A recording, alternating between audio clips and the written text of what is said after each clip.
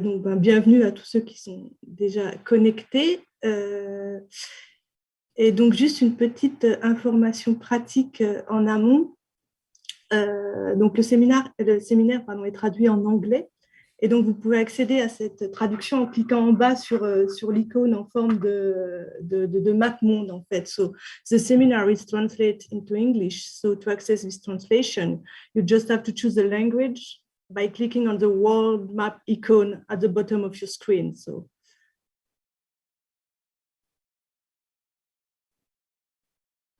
Et une autre information pratique, en fait, n'hésitez pas donc à poser des questions. Il y a le chat ou le Q&A, en fait, je suis pratique pour le Q&A si vous pouviez les poser à ce niveau-là.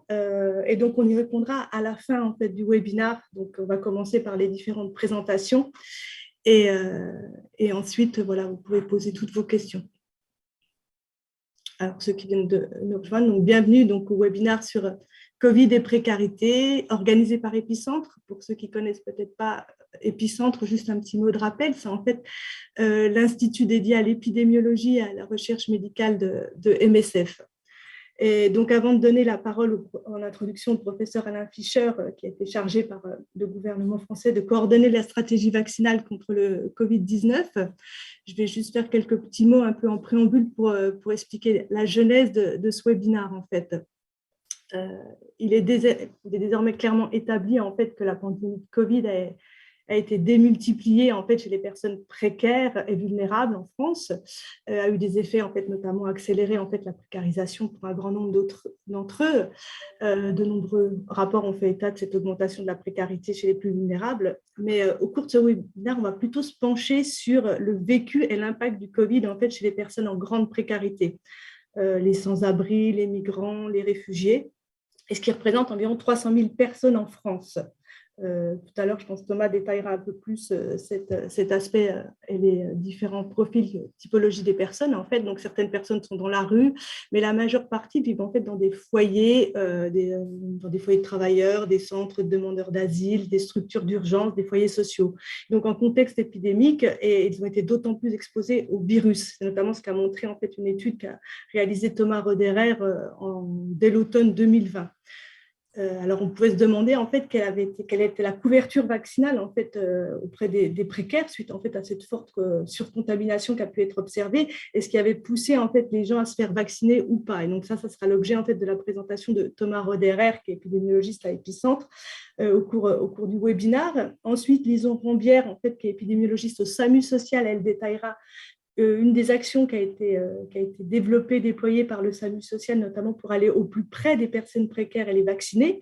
Donc, ça s'appelle le VEDA, qui associe vaccination et distribution alimentaire.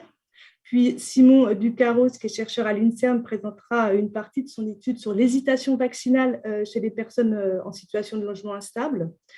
Et pour finir, Stéphanie van der Toren, qui est coordinatrice du programme Inégalité sociale de santé chez Santé publique France, passera en revue en fait les connaissances autour de précarité et Covid, et cela un peu plus largement au-delà de la France, en fait, ce qui permettra d'ouvrir un peu aussi à d'autres pays. Donc, comme je dis, à l'issue en fait, des présentations, on répondra à toutes vos questions, mais surtout, on essaiera d'élargir le débat sur ce que nous a appris la pandémie de Covid-19 et comment ces résultats peuvent être extrapolés à la prise en charge des personnes les plus vulnérables et les personnes en grande précarité, voire transposés peut-être en dehors de la pandémie.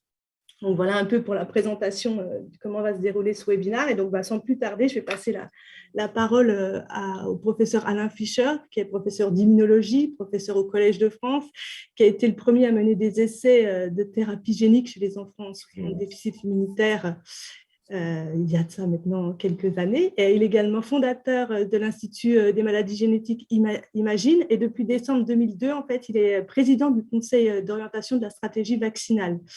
Et donc, à ce titre, il va peut-être un peu aussi nous apporter un éclairage sur comment les plus précaires ont été intégrés dans la stratégie vaccinale dans la stratégie vaccinale qui a été déployée au niveau national. Donc voilà, je vous passe la parole, professeur. Merci beaucoup, Céline. Bonjour à tous. Donc, comme vous voulez l'entendre, mon background n'est pas exactement celui approprié, mais néanmoins, il se trouve que depuis 1 an et demi, je travaille dans ce conseil d'orientation de la stratégie vaccinale pour aider le gouvernement à définir la meilleure stratégie possible, vacciner le mieux possible et cibler l'ensemble des populations.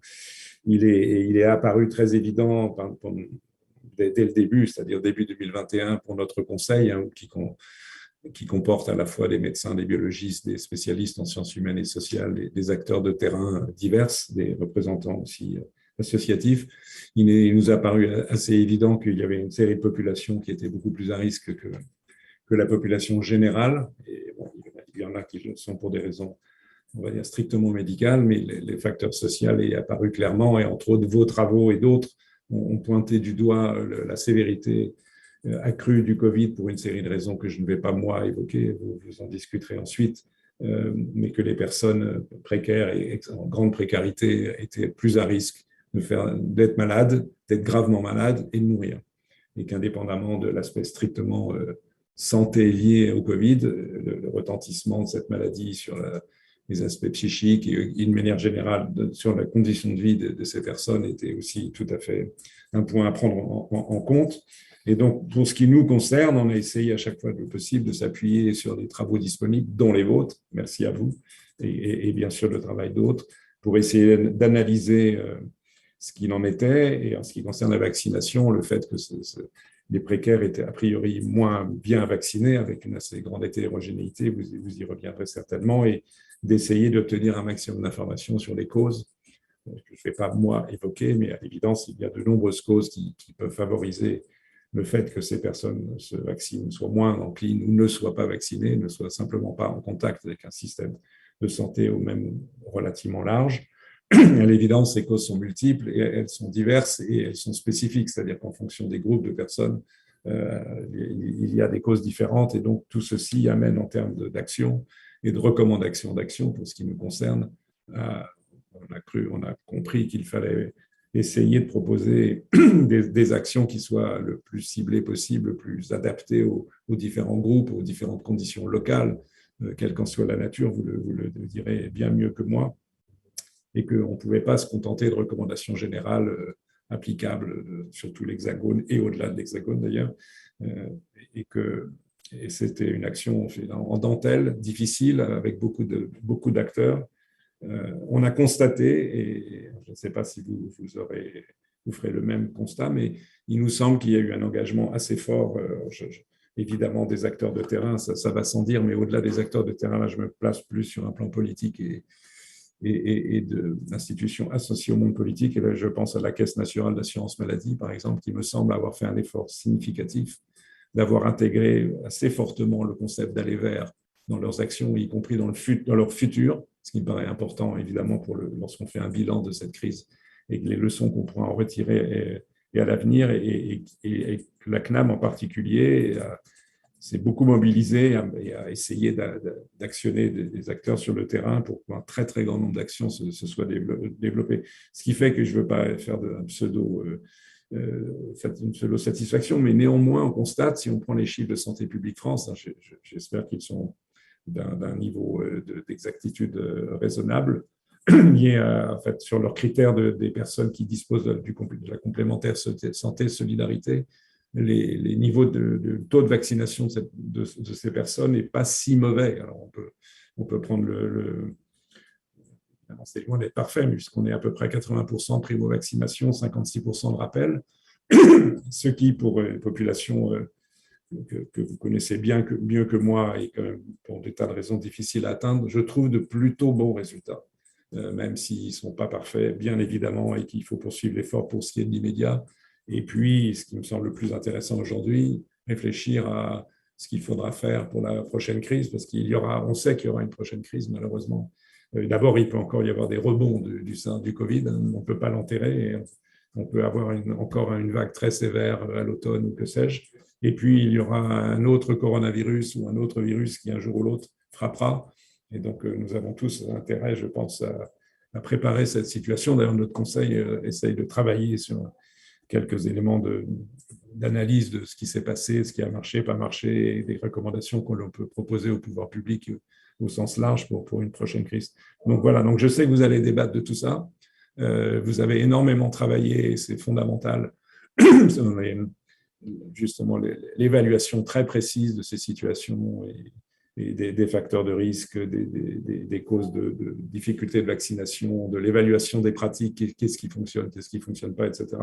Et je pense que c'est très intéressant de l'entendre et qu'il y ait un débat qui pourra contribuer, encore une fois, à des recommandations utiles. Donc, je pense que vous êtes bien mieux placé que moi pour en débattre et je vous laisse la parole pour cette réunion, évidemment, très pertinente dans le contexte actuel. Voilà. Merci beaucoup, professeur Fischer. Et donc, maintenant, on va passer la parole à Thomas Roderer, qui est épidémiologiste à Epicentre et qui va nous détailler les résultats de l'étude Prévac sur la vaccination des personnes en grande précarité qui a été réalisée en Île-de-France et à Marseille entre novembre et décembre 2021. Thomas est statisticien de formation. Il s'est spécialisé dans l'épidémiologie depuis une vingtaine d'années, notamment dans l'épidémiologie d'intervention depuis son arrivée à Médecins sans frontières et plus particulièrement à Epicentre il y a 15 ans et pour une première mission au Niger. Depuis, Thomas a travaillé sur beaucoup de sujets différents. Il a travaillé quasiment dans tous les domaines d'application de l'épidémiologie, dans tous les contextes d'opération de MSF, contexte de guerre, les camps de réfugiés, catastrophes, voilà. Et sur presque tous les continents. C'est donc tout logiquement que dès le début de la pandémie de Covid, Thomas en fait, a décidé de mettre son expérience accumulée au fil des années à contribution pour répondre à cette crise exceptionnelle. Et donc, il va nous présenter la partie de son travail sur la vaccination chez les personnes précaires. Voilà. Thomas, je te passe la parole. Merci beaucoup, Céline. Merci beaucoup, professeur Fischer. Je vais essayer de partager mon écran sans que ça bug. Voilà, j'espère que vous voyez bien les slides. Oui. Alors, on va mettre en plein écran si possible. Voilà. Alors, c'est super parce que le professeur Fischer a parlé du contexte de la vaccination Covid chez les précaires. Donc, je vais avoir ça de moins à présenter, c'est génial. Et Céline aussi a fait un petit récapitulatif, donc ça me fait une petite slide à enlever. Donc voilà, je vais vous présenter les résultats de l'enquête Prévac, l'enquête d'accès à la vaccination contre le Covid des personnes en situation de grande précarité que nous avons menée en Île-de-France et à Marseille entre le 15 novembre et le 22 décembre 2021. Voilà, c'est cette slide que le professeur Fischer et Céline ont un peu résumé. Je ne vais pas passer trop de temps dessus. Effectivement, beaucoup d'études ont montré que les personnes en situation de grande précarité ont été surexposées au coronavirus, mais aussi en termes ont connu un surrisque de mortalité en France et dans d'autres pays. C'est pour toutes ces raisons qu'effectivement, le COSV et les autorités ont décidé de prioriser les publics précaires pour la vaccination anti-Covid. Ça a mis un petit peu de temps à se mettre en place et surtout, ça a nécessité l'implication de beaucoup d'acteurs de terrain et d'associations et d'ONG pour réaliser cette campagne de vaccination auprès de ces publics. Et c'est ce que je vais vous repréciser. Alors, quand on parle de précarité ou de population en situation de grande précarité, on parle de quoi? Il existe notamment une typologie développée au niveau européen par la Fédération des acteurs qui travaillent auprès des sans-abri, qui définit un peu l'exclusion par rapport au fait d'avoir un logement ou non, un logement stable et pérenne ou non. On retrouve d'abord des sans-abri, les roofless en anglais, donc qui sont les personnes qui vivent à la rue, dans un campement en tente, dans le parking, dans les couloirs de métro, etc. Donc on ne peut pas parler de gens qui ont un logement à proprement parler stable, c'est sûr. On retrouve aussi les sans-logements. Donc ça, c'est un autre concept qui sont des personnes qui sont hébergées, souvent en transition, qui peuvent faire des passages à la rue, etc., mais qui peuvent aussi être hébergées temporairement dans un centre pour demandeurs d'asile, dans un centre d'hébergement d'urgence, dans des hôtels du 115 gérés par le SAMU social, etc. Donc ça, c'est une autre catégorie. Et ces deux catégories en France sont ce qu'on appelle les sans domicile fixe. Vous entendez souvent parler des SDF, etc. Ce n'est pas uniquement, pour parler vulgairement, le clochard qui est dans la rue, mais c'est aussi les personnes qui peuvent être hébergées dans différents centres, etc. La typologie aussi précise que l'exclusion peut aussi se faire au niveau des conditions de vie. Donc, les gens qui habitent un logement précaire, des squats, les marchands de sommeil, etc., ou des logements indignes qui ne sont vraiment pas du tout adaptés à la vie, comme les logements surpeuplés, les bidonvilles, les caravanes, etc., sont aussi des personnes qui sont considérées comme étant mal logées ou en tout cas logées dans des mauvaises conditions. En termes de nombre, c'est assez difficile d'avoir des estimations très précises, vous vous en doutez. Et on est obligé de combiner un petit peu les rapports, Fondation Abbé Pierre, rapport de la direction de l'hébergement et du logement, de la PUR sur l'Île-de-France, pour avoir une estimation des chiffres en 2020-2021. On estime qu'en en termes de sans-abri, donc ceux qui n'ont pas de toit et qui dorment pas sous un toit en temps normal, il y a environ 50 000 personnes qui sont dans ces conditions en France. C'est surtout des migrants qui vivent dans des campements, mais pas que. Les sans-logements seraient au nombre de 200 000. J'ai vu des chiffres qui vont de 200 000 à 250 000. C'est assez difficile de savoir exactement lequel prendre. Donc, les gens qui sont en centre d'hébergement d'urgence, en UDACADA, en hôtel du 115, etc.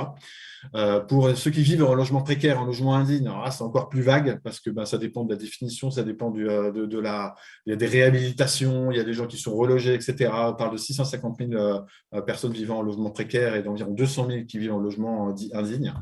Et je vous parle aussi des gens du voyage, parce que c'est une population à laquelle on s'est intéressé, notamment grâce à Santé publique France, parce qu'ils sont en général moins bien vaccinés que le reste de la population en France. Ce sont des gens qui sont nés en France, qui sont français. Là, on parle de gens du voyage sédentarisés qui vivent sur des aires permanentes d'accueil. Ils seraient au nombre de 150 000 en France. Mais c'est pareil, les chiffres sont un petit peu variables parce que des gens peuvent se sédentariser et ne plus l'être. Donc voilà, pour vous resituer le contexte de l'étude, voilà, on parle de gens qui vivent dans des situations de précarité et de conditions de vie très très différentes. Donc il y a un petit peu c'est la justification pour une stratification, c'est-à-dire pour aller faire l'enquête dans différents groupes de populations distincts.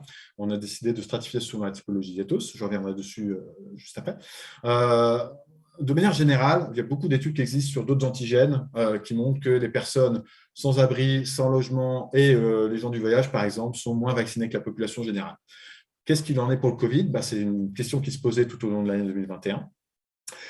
Au moment de la rédaction du protocole, au moment de la réalisation de l'enquête et même maintenant, il n'existe actuellement aucune donnée, à part effectivement des extrapolations des données de la CNAM, des données de Santé publique France, sur des croisements de bases de données, sur la couverture vaccinale des personnes en situation de grande précarité. Donc, il est nécessaire d'aller vérifier ça sur le terrain. Et organiser une enquête, organiser une étude sur le terrain, c'est aussi un moyen de vérifier un peu l'impact de ce que les associations et les ONG ont réussi à faire pendant cette campagne de vaccination, puisqu'elles ont été appliquées tout au long de l'année. Les objectifs de notre étude, c'était d'estimer la couverture vaccinale. Alors, au sens, je ne vais pas rentrer dans la définition parce qu'elle a changé beaucoup de fois avec l'introduction des doses de booster, etc. L'accès à au moins une dose de vaccination des populations en situation de grande précarité par strate. Donc, on a constitué 6 strates. En Ile-de-France, il y avait les CHU CADA, les hôtels du 115, les foyers de travailleurs migrants, les personnes sans abri qui vivent à la rue, les campements, etc., des aires de gens du voyage et la cohorte Covid-19 à Marseille, dont je vais vous parler dans un instant. Évidemment, on a essayé de comparer cette couverture vaccinale à celle de la population générale au même moment, mais surtout, on a essayé de comprendre un peu quels étaient les facteurs qui pouvaient expliquer une basse ou une haute couverture vaccinale en fonction des strates, etc. Donc, on a organisé une enquête transversale, stratifiée, donc multicentrique, avec 2 principales sites d'enquête, donc l'Île-de-France et Marseille. On a essayé de faire l'enquête la plus représentative possible en termes d'échantillonnage.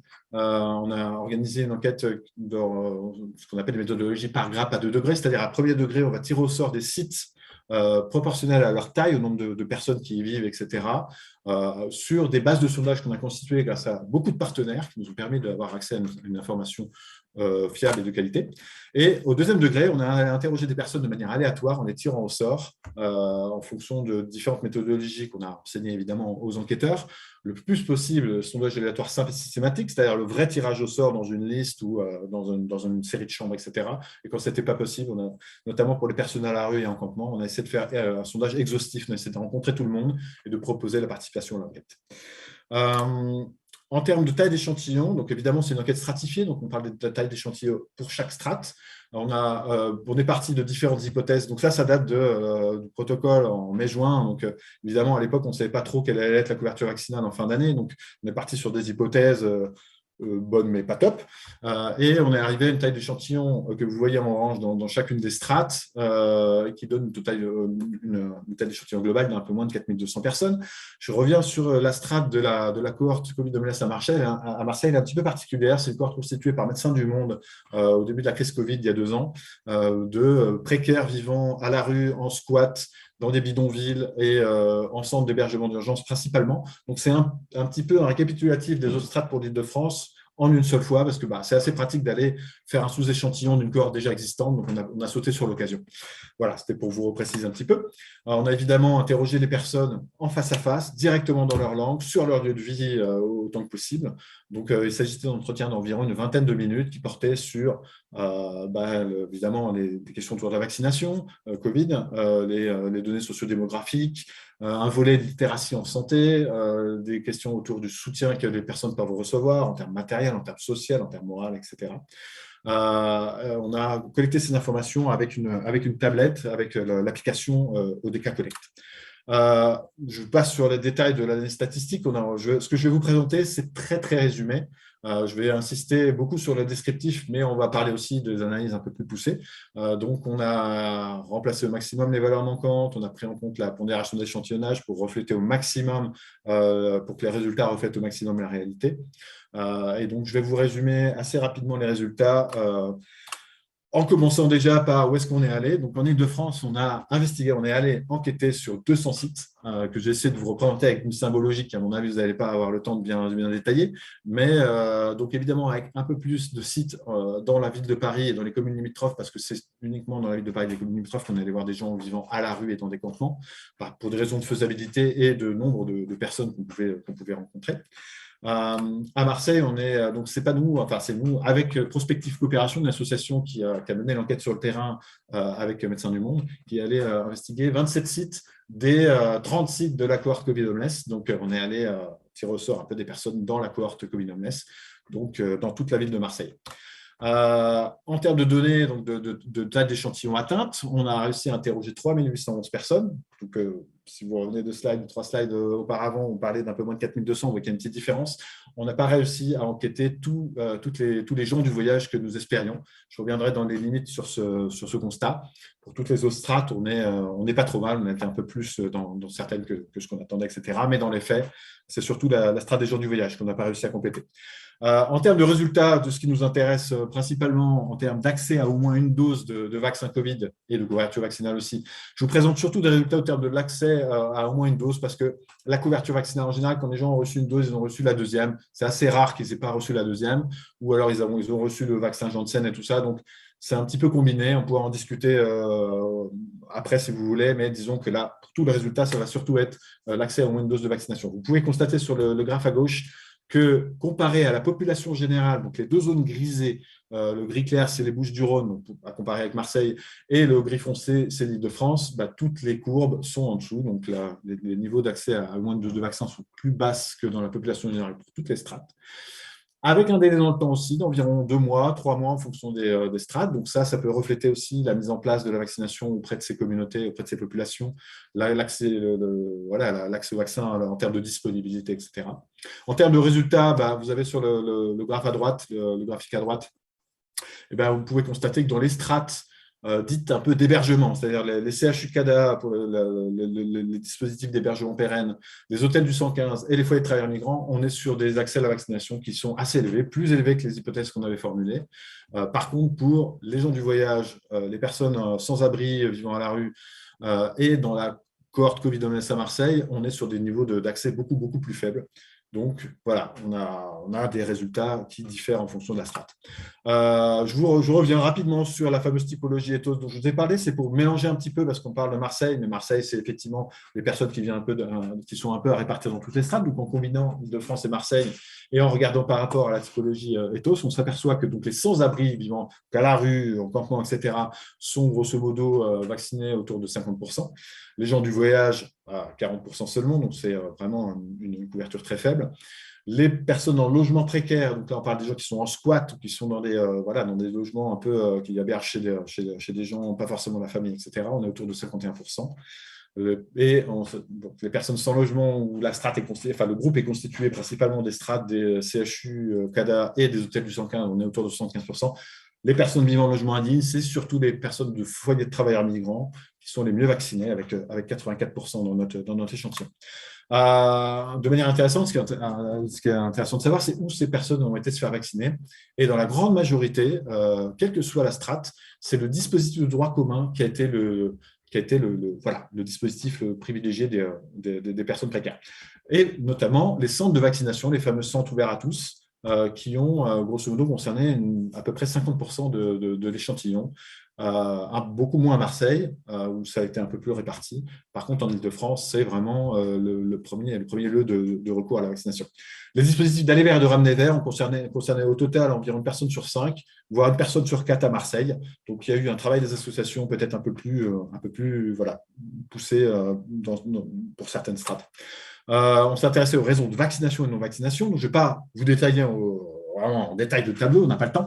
Mais en gros, ce qui apparaît quand on pose la question aux gens, pourquoi vous êtes allé vous faire vacciner, c'est principalement les raisons liées à la protection, que ce soit un geste citoyen pour la population générale, pour leurs proches à risque, leurs amis, etc., ou pour la protection personnelle. Ça, c'est vraiment la raison principalement et dans toutes les strates qui a été rapportée.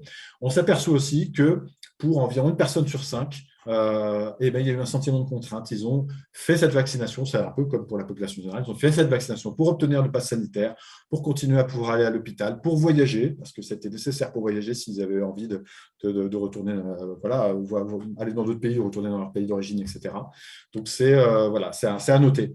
En ce qui concerne les raisons de vaccination, il y avait les deux grandes familles, évidemment, les raisons liées à l'incapacité, les gens qui ne pouvaient pas aller se faire vacciner, pour quelle que soit la raison, et les raisons liées au refus, à la non-motivation d'aller se faire vacciner, donc, où on voit que c'est prépondérant. La grande majorité des gens ont plutôt décidé de ne pas aller se faire vacciner et n'ont pas ont moins rencontré d'obstacles que ce à quoi on pouvait s'attendre.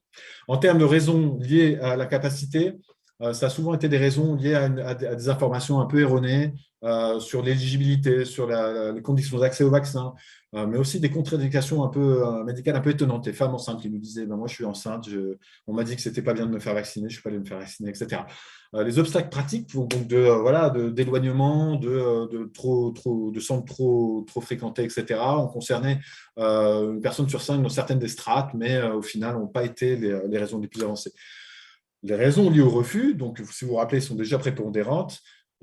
C'est principalement les raisons liées à la peur de la vaccination, soit de l'acte de vacciner, soit des conséquences, des effets indésirables, du fait que ça peut provoquer une maladie grave, ou tout simplement des doutes, du scepticisme quant à l'utilité et à l'efficacité du vaccin. Donc ça, c'est les raisons principales qui peuvent être avancées. Ce qu'on appelle, ce qui vous intéresse sûrement, ce qu'on appelle les anti-vax, les gens qui sont opposés à la vaccination en général ou anti-système, etc., sont finalement pas si représentés que ça dans notre échantillon. On concerne grosso modo un peu moins de 10% de notre échantillon quand on voit ceux qui nous ont rapporté ces réponses-là. On a posé la question de savoir si les gens ont besoin du pass sanitaire et avaient été se faire vacciner pour le pass sanitaire. On y avait déjà la question en demandant les raisons de vaccination. On a posé la question spécifiquement et on s'aperçoit que c'est entre une personne sur 5 et une personne sur 3 en fonction de la strate qui s'est senti contraint d'aller se faire vacciner pour obtenir le pass sanitaire. C'est intéressant à savoir.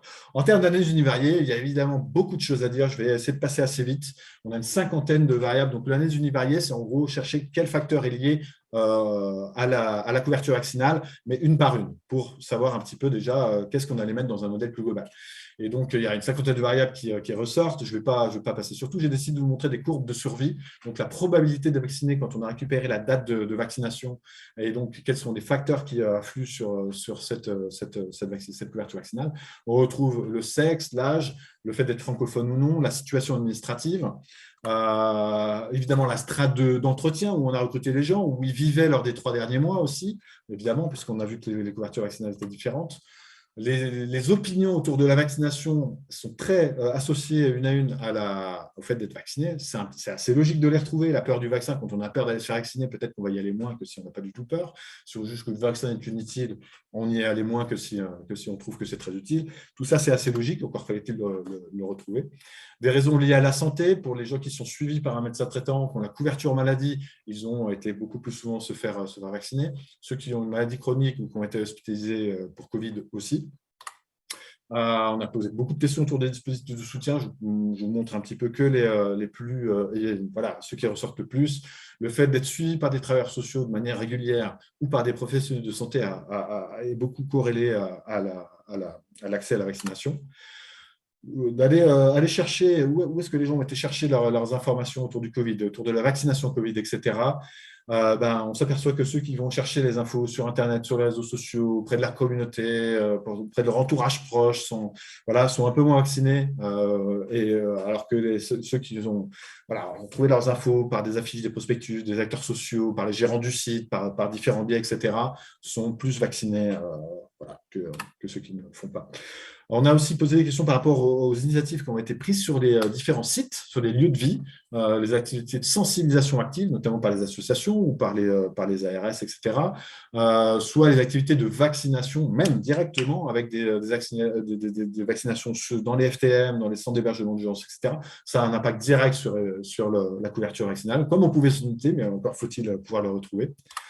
Et voilà, on a identifier beaucoup de variables à mettre dans un modèle où on allait évaluer un peu lesquelles étaient les plus déterminants, enfin pas déterminants, mais les plus associés à la couverture vaccinale.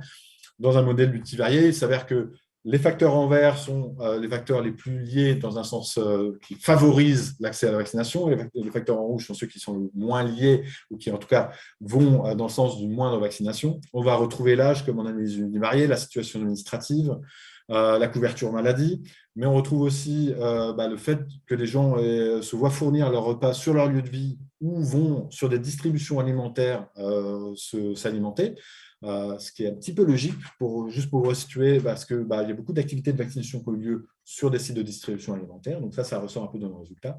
Les gens qui sont suivis par un médecin traitant, qui prennent leurs informations autour de la vaccination, autour du Covid, par les travailleurs sociaux, par le gérant du lieu de vie, etc., sont un peu mieux vaccinés. Quand une vaccination a eu lieu sur site, l'impact sur la vaccination a été évident. A contrario, évidemment, les variables autour de l'opinion, les opinions négatives, les gens qui trouvent que le vaccin est inutile, qui en ont peur, ou ceux qui disent que le pass sanitaire, ils s'en fichent, ils n'en ont pas besoin. À la rue, on en trouve quand même beaucoup. C'est quand même évidemment pas les gens qui vont plus souvent fréquenter des restaurants ou aller au cinéma. Donc voilà, c'est assez logique de les retrouver, mais en tout cas, dans le modèle multivariant, on les retrouve, comme aussi ceux qui ont trouvé leurs informations sur Internet et les réseaux sociaux. Il y a beaucoup à en dire, il faut aller décortiquer les états de notre rapport si vous voulez en savoir un petit peu plus. En conclusion, notre enquête, c'est une des premières en Europe auprès des populations en situation de grande précarité. Ça ne fait pas preuve d'humilité, mais c'est la toute première dans le monde en face à face où on est allé interroger les gens directement sur leur lieu de vie. Les résultats principaux, c'est qu'évidemment, dans toutes les strates, la couverture vaccinale et l'accès à une dose de vaccination est plus basse que dans la population générale. Mais par contre, ce qu'on distingue, c'est qu'effectivement, l'accès à la vaccination suit un gradient de précarité d'insertion. Plus la personne est exclue du système, à l'écart du système, quelle que soit sa forme, que ce soit à la rue ou gens du voyage, moins elle est allée se faire vacciner ou elle y a eu accès. Je vous passe sur les détails, on a discuté assez rapidement sur les raisons de vaccination. Finalement, la part des hésitants, sceptiques, dont va parler Simon dans un instant, est finalement pas aussi importante que ça dans notre échantillon. La sensibilisation, c'est effectivement, je pense, le cœur d'une campagne de vaccination bien réunie, mais encore faut-il qu'elle se fasse de manière personnalisée, enfin le plus personnalisé possible, au plus proche des populations, via des tiers de confiance si possible, des gens que les gens connaissent, qui parlent dans leur langue au maximum. Et c'est un constat que le professeur Fischer sur lequel on se rejoint tout à fait. On peut dire que la stratégie nationale de vaccination a plutôt bien fonctionné pour les personnes qui sont hébergées, c'est-à-dire, vous vous rappelez, les strates CHU, CADA, foyer de travailleurs migrants, etc. Ça a été un petit peu moins le cas il reste encore beaucoup à faire pour les plus exclus, et la question peut se poser sur les troisièmes doses et les éventuelles futures campagnes. En termes de limites, évidemment, on en a plusieurs. Je ne vais pas rentrer en détail là-dessus.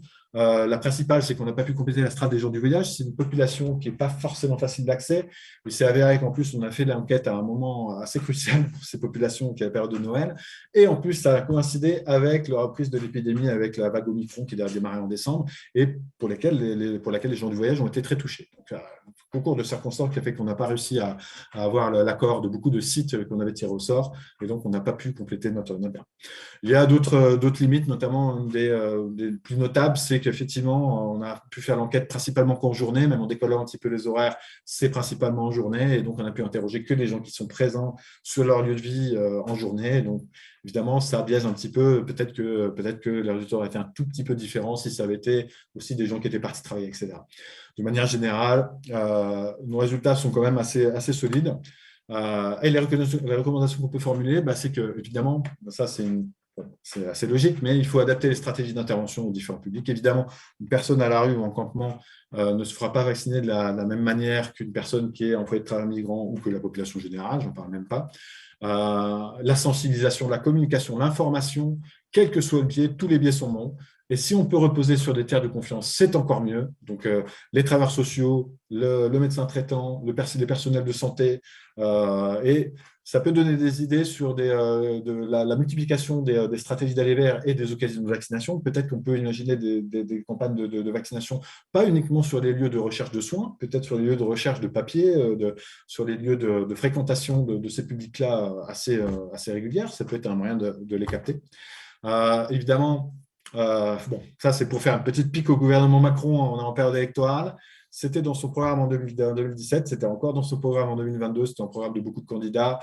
La politique du logement d'abord, donc de relogement systématique de tous les sans-abri, de tous les migrants, etc., c'est pas du tout appliqué, ça a été sans cesse repoussé. À un moment donné, il faudrait peut-être vraiment la mettre en place, il y a beaucoup de pays qui le font. Pourquoi pas la France?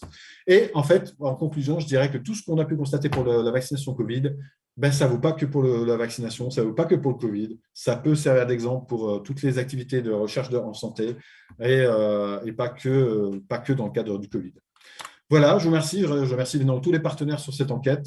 Je remercie les enquêteurs, les facilitateurs, évidemment les participants qu'on a embêtés pendant leur journée pour leur poser des questions sur la vaccination, sans qu'il n'y aura pas eu d'enquête du tout. Voilà, je vous remercie. J'espère que je n'ai pas été trop long. Tu me diras, Céline. Ça va. Merci Thomas. J'ai mis le lien dans le chat si vous voulez voir une page où il y a tous les rapports complets en fait. Donc, et surtout, n'hésitez pas à poser des questions dans le chat, on répondra donc à la fin du webinaire. Et maintenant, on va découvrir en fait avec Lison Rambière un exemple d'action qui a été mise en œuvre par le SAMU social pour aller au-devant des plus précaires et faciliter la vaccination, ce qui est un des points cruciaux, comme l'a noté Thomas dans sa présentation, pour améliorer justement la vaccination. Donc, Lison est titulaire d'un master de santé publique international et d'un doctorat en épidémiologie qu'elle a effectué à l'Institut Pasteur. Elle a d'abord travaillé sur des questions de santé périnatale et infantile dans les pays à revenus faibles et modérés, notamment en Afrique du Sud et à Madagascar. Et aujourd'hui, elle est épidémiologiste à l'Observatoire du SAMU social de Paris, où elle étudie des problématiques de santé des populations précaires au sein d'une équipe pluridisciplinaire. Voilà. Et donc, Lison Rambière va nous présenter ce qu'on a couramment appelé le Vaccibus, mais en fait, c'est pas un bus. Donc voilà, Lison, tu peux nous en dire plus sur ça, sur ce bus qui n'est pas un bus en fait. Voilà. Bonjour à tous. Est-ce que vous voyez bien mon écran en grand écran? Oui. Donc, pendant cette présentation, je vais vous présenter les résultats de l'étude VEDA, donc vaccination en distribution alimentaire, ce qui nous a permis d'étudier les caractéristiques et le parcours vaccinal des populations vaccinées contre le Covid-19 sur un lieu de distribution alimentaire dans le nord parisien. Donc, ok, ça passe pas. Voilà. Donc, comme ça a été dit précédemment, il y avait une grande inquiétude pour la vaccination des populations précaires, notamment parce qu'elles sont plus exposées aux risques infectieux, mais également aux risques de formes graves, et que c'est des populations qui sont souvent difficiles à atteindre par les actions de vaccination classiques. De plus, il y a plusieurs études qui ont documenté un lien fort entre le gradient de précarité et le recours à la vaccination. C'est dans ce contexte que le SAMU social a mis en place des actions d'aller vers et de ramener vers pour favoriser la vaccination Covid des populations précaires.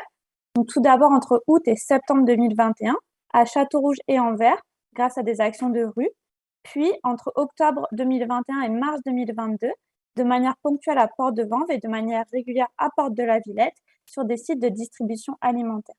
Le site de Porte de la Villette n'est pas seulement un site de distribution alimentaire, mais également un lieu de forte fréquentation des populations précaires, que ce soit pour le lien social, mais également pour des cours de langue, pour du soutien administratif ou juridique. Et de plus, en parallèle, il y a des actions de sensibilisation qui ont été menées auprès des usagers et des agents, notamment grâce à des médiations en hôtel. Le 27 novembre 2021, il y a eu l'ouverture de la 3e dose à toutes les personnes majeures en France, dans un contexte de forte épidémie de Covid-19 et de pass sanitaire en vigueur qui sera ensuite remplacé par le pass vaccinal. À ce moment-là, il y avait environ 25% des populations précaires qui étaient en dehors de tout schéma vaccinal, alors que ce pourcentage était d'environ 10% dans la population générale. Il y avait une inconditionnalité théorique d'accès à la vaccination qui avait été permise par la mise en place d'un numéro de sécurité sociale provisoire, mais on ne savait pas si en pratique cette inconditionnalité était appliquée. De plus, cette population est difficile à documenter avec les systèmes de surveillance classiques, notamment quand les personnes n'ont pas de sécurité sociale. Et enfin, il y a peu de connaissances des populations touchées par des actions de santé qui ont lieu sur les lieux de distribution alimentaire. Par l'étude qu'on a menée, on a voulu répondre aux questions suivantes. Qui sont les personnes qui venaient se faire vacciner sur ce lieu de distribution alimentaire? Où en sont-elles dans leur parcours vaccinal? Et quels sont les facteurs qui sont associés à ce parcours vaccinal? Et enfin, pourquoi ces personnes ont recours à un tel dispositif plutôt qu'à un dispositif de droit commun? Donc, pour répondre à cette question, on a mené l'étude VEDA, vaccination en distribution alimentaire, entre décembre 2021 et mars 2022, à Porte de la Villette, dans le nord parisien. Les entretiens étaient menés en face à face, après la vaccination et pendant l'édition des documents administratifs. Ils pouvaient avoir lieu en français ou en anglais avec l'enquêteur, ou bien dans une autre langue grâce à la présence de traducteurs sur le site. Les critères d'inclusion, c'était toutes les personnes qui venaient se faire vacciner sur le lieu pendant la période d'enquête et qui avaient plus de 16 ans. Et les données recueillies, c'était notamment les conditions de vie, le parcours migratoire, l'état de santé, le parcours vaccinal, les raisons de vaccination, encore les résultats de TROD, donc les tests rapides de diagnostic, qui étaient faits pour toutes les personnes qui venaient recevoir leur première dose le jour de l'enquête. Dans la suite de ce travail, on va parler de schéma initial et de rappel. Donc, le schéma initial, c'est les personnes qui ont reçu une dose ou bien 2 doses sans antécédent d'infection avéré par test PCR antigénique ou TROD. Et rappel, c'est les personnes qui ont reçu 3 doses ou bien 2 doses avec un antécédent d'infection au Covid-19. Donc, les analyses statistiques qu'on a menées, c'est des analyses statistiques descriptives classiques. Et on a également étudié les facteurs de risque d'avoir un décalage de parcours vaccinal grâce à des régressions logistiques univariées puis multivariables. Tout au long du projet, il y a une application web qui a été élaborée pour permettre à toutes les parties prenantes du projet de suivre les résultats en temps réel. Donc, voici les résultats de l'enquête. Pendant la période, il y a eu 668 vaccins qui ont été administrés et 83% des personnes vaccinées ont pu être approchées. Et parmi les personnes éligibles, il y en avait 90% qui ont pu être incluses, ce qui correspond à 447 personnes. Le profil majoritaire de ces personnes, c'était des hommes entre 26 et 40 ans, sans enfants à charge, sans ressources financières régulières, avec un niveau d'études secondaires et dans des conditions de logement précaires, puisque 20% vivaient en rue, squat ou campement, 19% en centre d'accueil foyer ou hôtel social et 26% chez des tiers. La grande majorité des personnes étaient d'origine étrangère et le pays d'origine majoritairement retrouvé, c'était l'Afghanistan, puis l'Algérie, la Côte d'Ivoire, la Tunisie, le Bangladesh et la France. Les parcours migratoires et la situation administrative étaient souvent complexes. 13% étaient primo-arrivants, donc présents depuis moins de 3 mois sur le territoire français, et 36% n'avaient pas de titre de séjour ou de visa. Concernant la couverture maladie, on avait presque la moitié qui n'avait aucune couverture maladie. On a pu documenter dans cette étude qu'il y avait beaucoup de non-recours à la couverture maladie parmi les personnes éligibles, que ce soit à la sécurité sociale ou à l'aide médicale d'État. Parmi les personnes interrogées, il y en avait environ un quart qui déclaraient avoir eu un antécédent de Covid-19, dont 28% qui avaient été détectés par PCR ou antigénique, donc seulement un quart, et 55% par TROD le jour de l'enquête ou précédemment. Donc, comme j'ai dit avant, les TROD étaient systématiquement faits pour toutes les personnes qui venaient de recevoir leur première dose. Ça correspond environ à 130 personnes. Et parmi ces personnes, il y en avait 7% qui pensaient avoir été infectés au Covid-19. Mais en réalité, il y avait 38%, au moins 38% des TROD qui se sont révélés positifs. Et dans 87% des cas, ces personnes n'avaient eu aucun symptôme évocateur de la maladie. Parmi les personnes interrogées, 44% étaient en schéma initial de vaccination, donc dose 1 ou dose 2 sans antécédent d'infection, et 55,7% venaient pour leur dose de rappel. Le lieu de la dose précédente, c'était dans 60% des cas un dispositif d'aller vers comme le lieu actuellement, ou un lieu de vaccination grand public dans 28% des cas. Lorsqu'on regardait le délai entre la première et deuxième dose, on a pu remarquer que plus de 80% des personnes avaient respecté le délai entre 2 et 7 semaines entre la première et la deuxième dose. Les raisons de vaccination principalement mentionnées, c'était une obligation réelle ou ressentie, notamment pour travailler, même si ce travail n'était pas déclaré, se rendre à l'hôpital, accompagner sa femme à la maternité ou encore suivre des cours de langue. Et de plus, il y en a 46% qui ont mentionné se faire vacciner pour se protéger ou protéger les autres. La connaissance de l'action de vaccination, elle différait selon le lieu de vie. Par exemple, pour les personnes qui vivaient en rue, squat ou campement, elles avaient eu connaissance de l'action majoritairement par la fréquentation du lieu de distribution alimentaire, alors que pour les personnes hébergées, c'était majoritairement par orientation de professionnels. Donc sur ce graphique, vous pouvez voir la semaine d'injection pour l'initiation à la vaccination. Donc quand est-ce que les personnes ont reçu leur première dose? En gris, ça va être la population de référence, donc les habitants du 19e arrondissement de Paris. Et en bleu, c'est les personnes incluses dans notre étude. Et ce qu'on peut voir sur ce graphique, c'est qu'il y a un décalage d'initiation à la vaccination dans cette population par rapport à la population générale. Donc, à l'ouverture de la troisième dose, il y a eu une deuxième vague d'initiation à la vaccination, ce qui n'était pas le cas dans la population générale. Donc, on a essayé d'identifier des facteurs qui étaient associés à ce décalage de parcours vaccinal, donc les personnes qui étaient venues pour leur schéma initial versus pour leur rappel.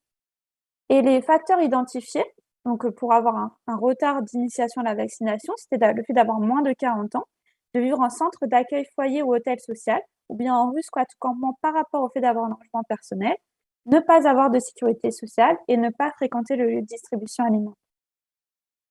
Donc les résultats principaux de cette enquête, c'est que cette enquête a permis de montrer la pertinence de ce lieu pour toucher les populations précaires, puisque les populations qui ont été interrogées avaient majoritairement un faible niveau économique et des situations administratives souvent complexes.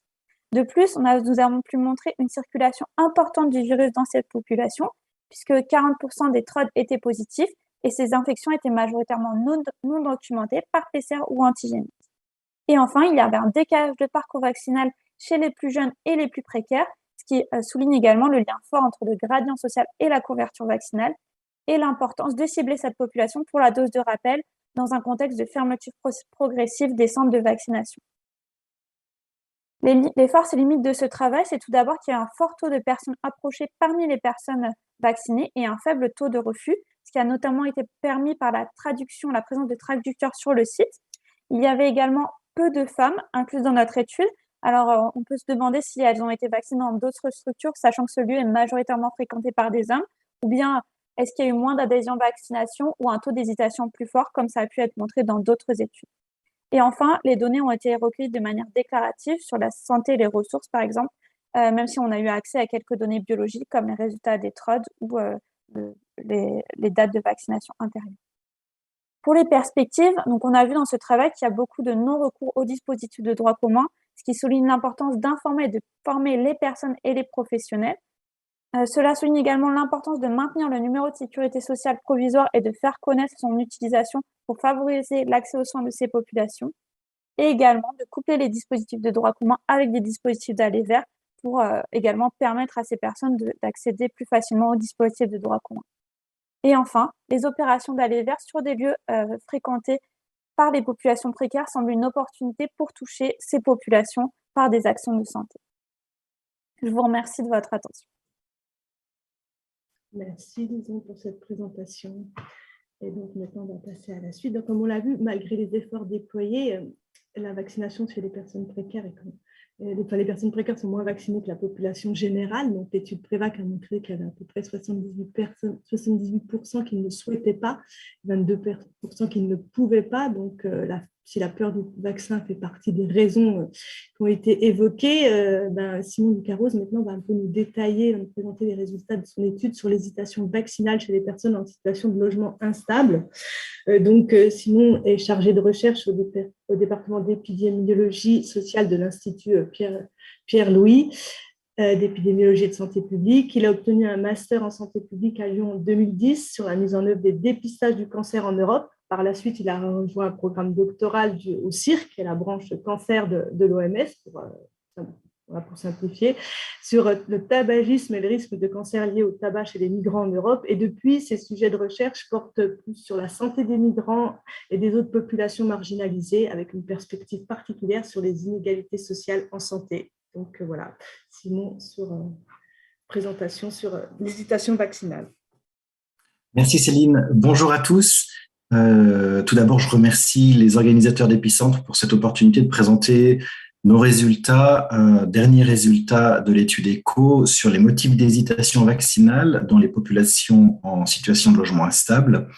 Donc, naturellement, dans ce format-là, c'est un survol et je vais pointer des résultats qui, par chance, je trouve, sont très complémentaires et très intéressants pour une mise en perspective avec ce que mes collègues ont présenté juste avant. Je fais juste un petit bond historique. Il y a 2 ans, on est en début de la pandémie et on a le premier confinement qui est décrété avec cette incitation « restez chez vous ». Et puis on réalise assez vite que rester chez vous pour des personnes qui n'ont pas de chez vous, c'est un petit peu compliqué. Et donc, mise en place des hébergements d'urgence au premier confinement. Et donc, nous, chercheurs, on est contactés à ce moment-là par des associatifs pour aller regarder la santé, les conséquences du confinement dans ces populations, ce qui est une population plutôt invisible ordinairement dans nos études. À ce stade-là de la pandémie, nos connaissances sur l'effet de la pandémie, l'effet de la Covid sur la santé, l'accès aux soins, les mesures, les gestes barrières étaient vraiment très, très maigres.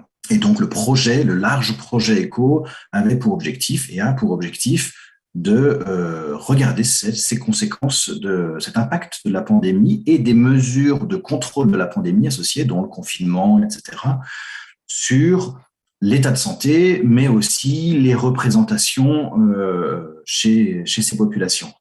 On a eu l'occasion de publier d'autres travaux en dehors de l'hésitation vaccinale qui sont accessibles via ce flashcode pour ceux qui seront intéressés. Plus spécifiquement maintenant sur l'hésitation vaccinale.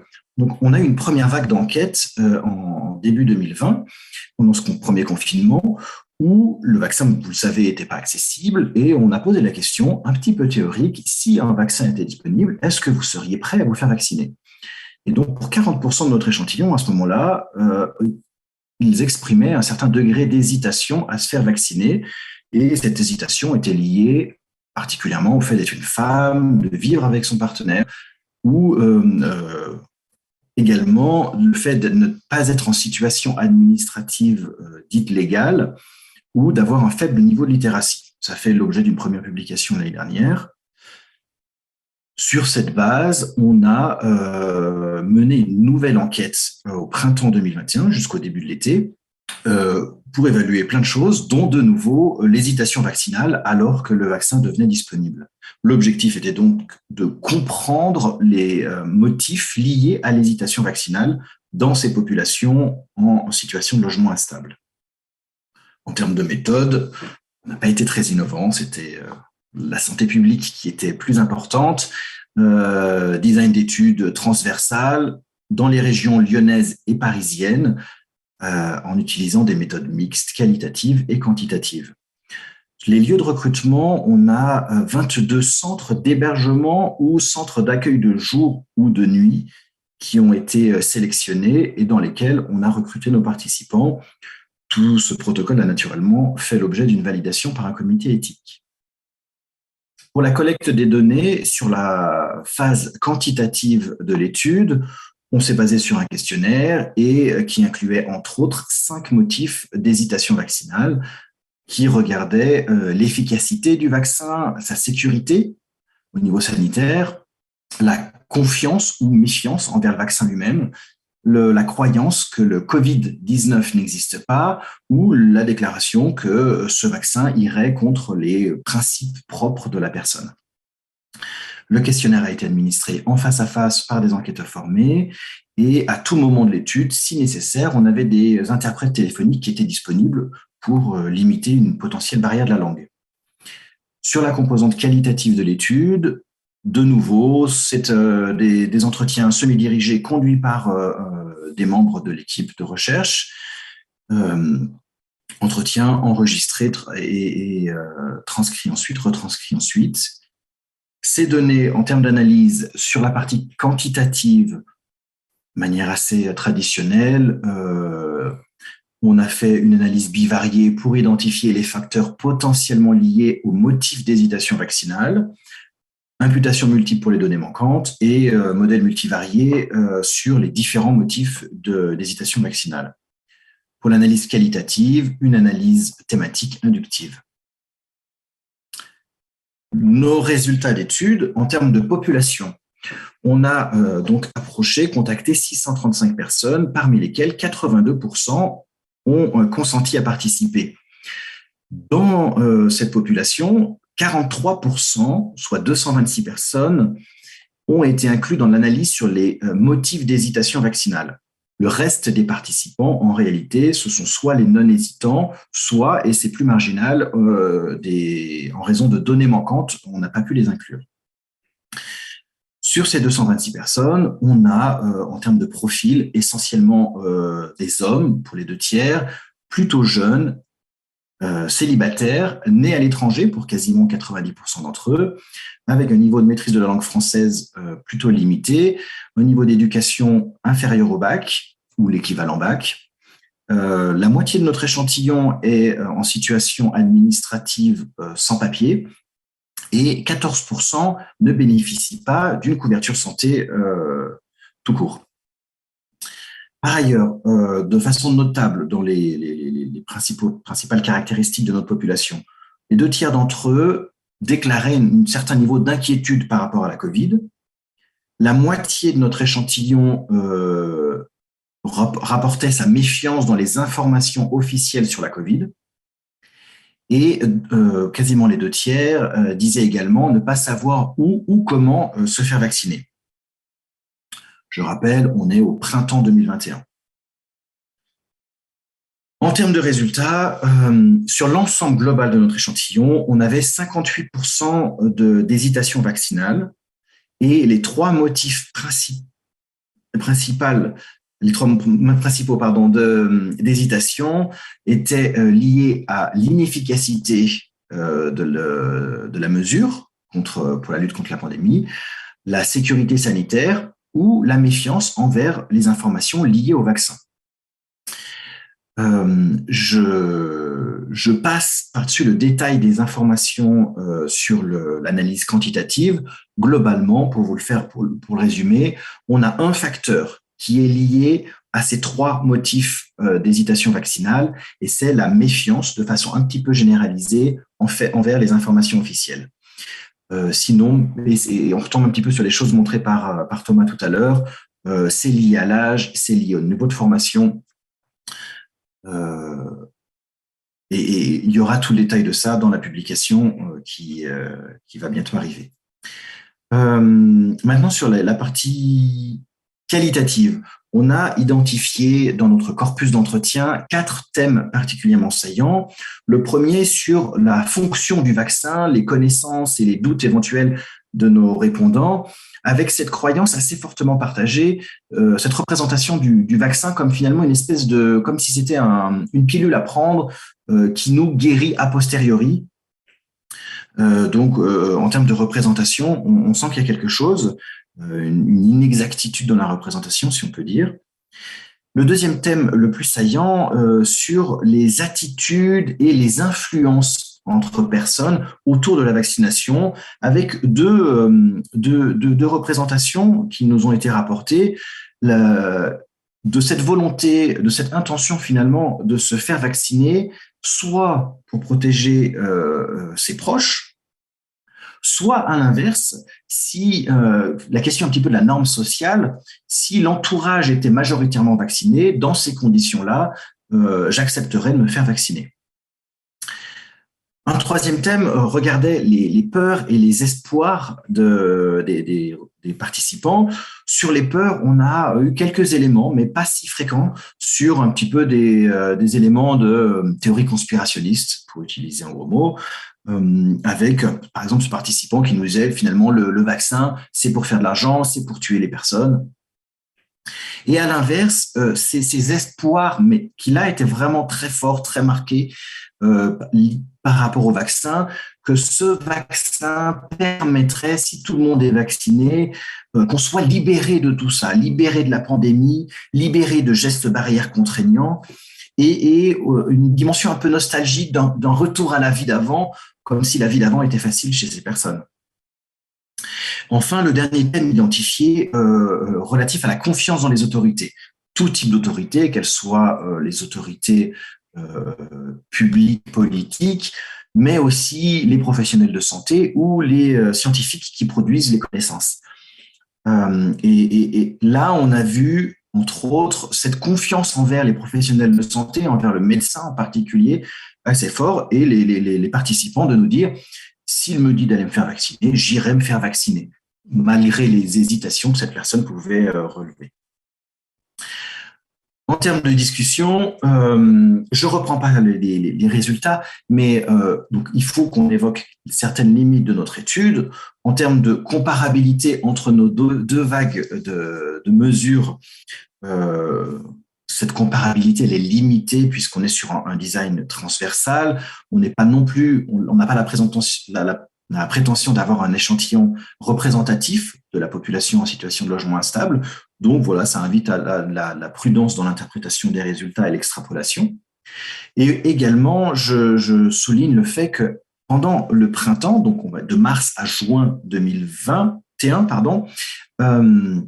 le vaccin est devenu disponible progressivement pour notre population d'études. Au début, où on a commencé à mesurer, il n'était disponible que pour les plus de 50 ans avec comorbidité. Donc, toute notre population n'était pas éligible au vaccin. Elle l'est devenue majoritairement par la suite.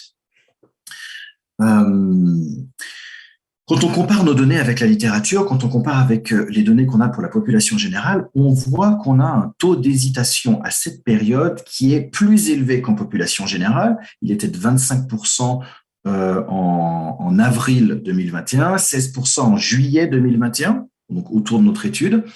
Donc, on voit qu'on a un taux d'hésitation qui est largement supérieur et de manière notable aussi, on est sur un taux d'hésitation qui a augmenté depuis l'année précédente, alors qu'en population générale, il s'est réduit progressivement avec la disponibilité du vaccin. On note aussi dans les points de concordance avec la littérature cette confiance différentielle dans l'autorité, cette méfiance a priori qui est plutôt rapportée par rapport aux décideurs, par rapport à l'autorité publique, et à l'inverse d'une confiance a priori envers les données scientifiques ou les professionnels de santé, le médecin. Pour finir sur des perspectives par rapport à nos résultats d'études, on sent qu'il serait nécessaire de pouvoir mettre à jour ces connaissances pour, on l'a vu dans les données qu'ont présentées les collègues avant, finalement, beaucoup ont eu recours, malgré ces hésitations qui étaient rapportées, à la vaccination, et c'est plutôt bien, mais de voir dans la fraction qui est encore persistante, qui est encore hésitante, quels sont les facteurs de persistance de l'hésitation dans ces groupes plus réduits, plus spécifiques. Par ailleurs, on a vu dans la littérature le lien entre la source d'information et l'hésitation, en particulier sur une utilisation intensive des réseaux sociaux comme source principale d'information. La littérature a rapporté ce lien entre le choix de cette source d'information et une hésitation vaccinale plus importante. Donc, on sent là une piste pour mener des interventions. Et enfin, de manière globale, en termes de recommandations, j'aurais tendance à dire il faudrait pouvoir capitaliser sur cette confiance a priori qui nous est rapportée envers les professionnels de santé et les scientifiques, mais éventuellement également sur le rôle que pourraient avoir les travailleurs sociaux dans l'accompagnement, pour favoriser le recours, l'accès à la vaccination. Je terminerai par cette citation de l'OMS. Il disait que personne n'est en sécurité tant que tout le monde n'est pas en sécurité, et de l'importance de prendre soin des populations marginalisées. Je finis en remerciant nos financeurs pour cette étude qui s'inscrit dans un cadre plus large de l'étude Périscope européenne. tout le groupe de travail de l'étude et naturellement aussi toutes les organisations qui nous ont ouvert leurs portes et ont activement participé à la mise en œuvre de l'étude. Merci à tous. Merci Simon pour cette présentation. Et maintenant, on va passer à la dernière présentation par Stéphanie van der Toren, qui est coordinatrice du programme Inégalité sociale de santé chez Santé publique France et qui va étendre la réflexion en prenant en compte un peu ce qui se passe en dehors de l'Hexagone. Donc, Stéphanie van der Toren est médecin épidémiologiste. Elle a travaillé sur les inégalités sociales et environnementales de santé. Elle a notamment travaillé sur le dépistage du cancer du col chez les femmes sans-abri, sur la vaccination des enfants dans les familles sans-abri, mais aussi sur l'impact traumatique des attentats de novembre 2015. Et donc, elle va nous faire une revue de la littérature sur la mobilisation des connaissances autour de précarité et Covid-19 dans différents pays. Voilà, je passe la parole donc à Stéphanie van der Toren.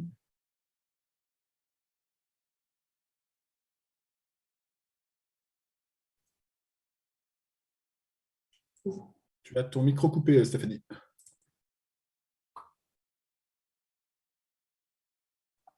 Bonjour à tous. Pardon, merci de me donner cette opportunité de vous présenter aujourd'hui ces travaux.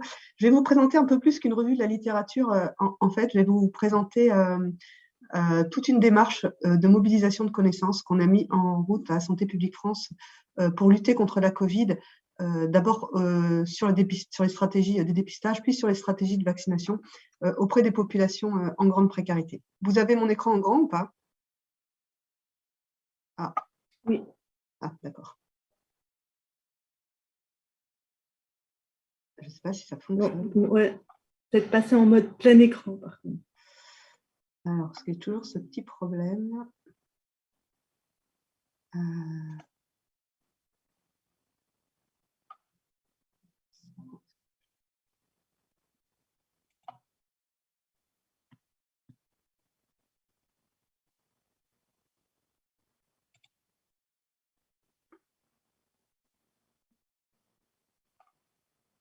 Alors, je ne sais pas pourquoi ça fait ça de temps en temps. C'est pas la deuxième icône en bas à gauche, Stéphanie?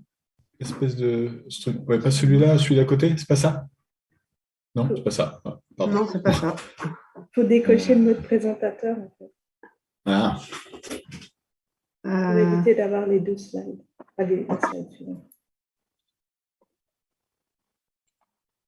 Là, ça va? Ok, super. Excusez-moi. Bon. Donc oui, je disais, je vais vous présenter donc un peu plus largement la démarche de mobilisation de connaissances qu'on a mis en place à Santé publique France.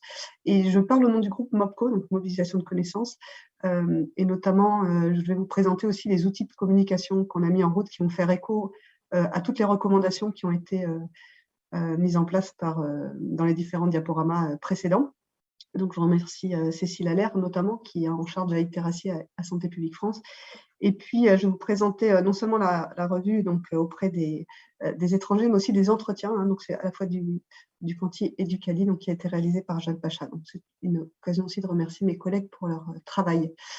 Donc, la mobilisation de connaissances, en fait, c'est une méthode qui vient des Canadiens et qui est importante pour partager les expertises, les pratiques et les expériences entre les chercheurs et les acteurs. Donc non seulement des acteurs décisionnaires, mais aussi du terrain, mais aussi au niveau local, régional et national. Et donc, on a travaillé sur la grande précarité, donc qui était liée sur l'exclusion du logement. Donc, en fait, vous voyez, ça vise en fait à influencer les politiques publiques et puis la gestion et les pratiques des services de santé. Donc, c'est une méthode qui est assez intéressante dans ce sens-là. Et elle met l'accent en fait sur le fait que les méthodes sont pas, les connaissances sont pas indépendantes des systèmes, des processus ou des personnes, et que le contexte, la co-construction, les relations de pouvoir et les différents types de savoirs, qu'ils soient expérientiels ou théoriques, sont des éléments clés. Et donc, on a comme ça pu créer ce qu'on appelle des savoirs intégrés. Et je vous mettrai dans le chat le rapport pour que vous ayez plus d'informations. Mais là, c'est juste une petite overview de ce qu'on a pu trouver par cette méthode-là. Donc, cette démarche, elle consiste en 4 étapes. D'abord, on a des activités de résolution de problèmes. Hein, c'est quand on est sur le terrain, typiquement, par exemple, pour vous donner une idée qui a été assez intéressante, c'est qu'on a vu très tôt que les personnes qui sont exclues par le logement, eh ben, elles n'ont pas de… et pour la plupart d'entre elles, on l'a vu, ce sont des personnes migrantes et qui n'ont pas toujours un statut administratif et donc un numéro de sécu. Donc, ça nous a permis de travailler avec la CNAM et donc je rejoins un peu aussi l'analyse du professeur Fischer en introduction pour dire que la CNAM a été aussi un acteur assez essentiel pour nous. Ça nous a permis de travailler avec eux pour avoir un numéro d'urgence pour permettre de vacciner les personnes qui étaient donc sans NIR. Donc, cette consultation des acteurs et cette remontée de problèmes, elle est importante pour pouvoir faire cette translation en fait, entre tous les chaînons de la décision.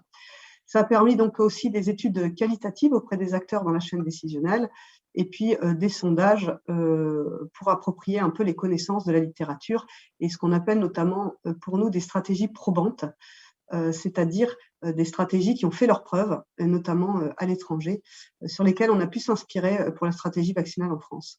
Les activités d'interaction, alors ça c'est plus ponctuel, ça permet souvent des échanges entre les chercheurs et les acteurs. Donc, ça a été très utile pour les stratégies de dépistage et de vaccination.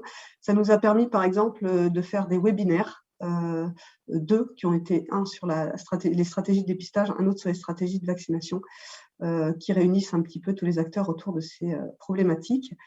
On avait eu des activités de co-construction et l'étude Prévac qui vous a été présentée en est une. Et ça permet aussi de faire des liens beaucoup plus étroits entre la mise en commun des connaissances, des expertises et des acteurs. Et enfin, des activités de dissémination. Donc, j'ai vu une petite brochure de SPF qui avait été utilisée par Lison dans le Vaccibus, qui n'est pas un bus. Mais voilà, on va vous faire un petit focus aussi un peu là-dessus. Donc, il y a la synthèse, le site web, je vous mettrai un petit peu ça dans le chat, les articles scientifiques, et donc je remercie aussi les collègues pour leurs publications qui nous ont été bien utiles. Alors voilà comment ça se passe. Pour pouvoir faire une mobilisation de connaissances, il faut identifier un objectif de façon très précise en fait. Donc là, cette définition et la précision de l'objectif va dépendre en fait des résultats et donc de son succès. Et donc pour ça, il faut analyser les besoins du public et puis analyser le contexte de façon très fine. Donc là, c'était pas très compliqué, mais en période de crise, c'est pas toujours évident parce que les acteurs sont très pris et il faut pouvoir les mobiliser pour pouvoir quand même avoir un peu une idée de ce qui se passe. Une fois qu'on a analysé ces besoins du public, c'est toujours avoir un hébergement sécurisé, surtout en période de crise. Voilà, Simon l'a rappelé, qu'est-ce que ça veut dire de se confiner quand on n'a pas de chez soi?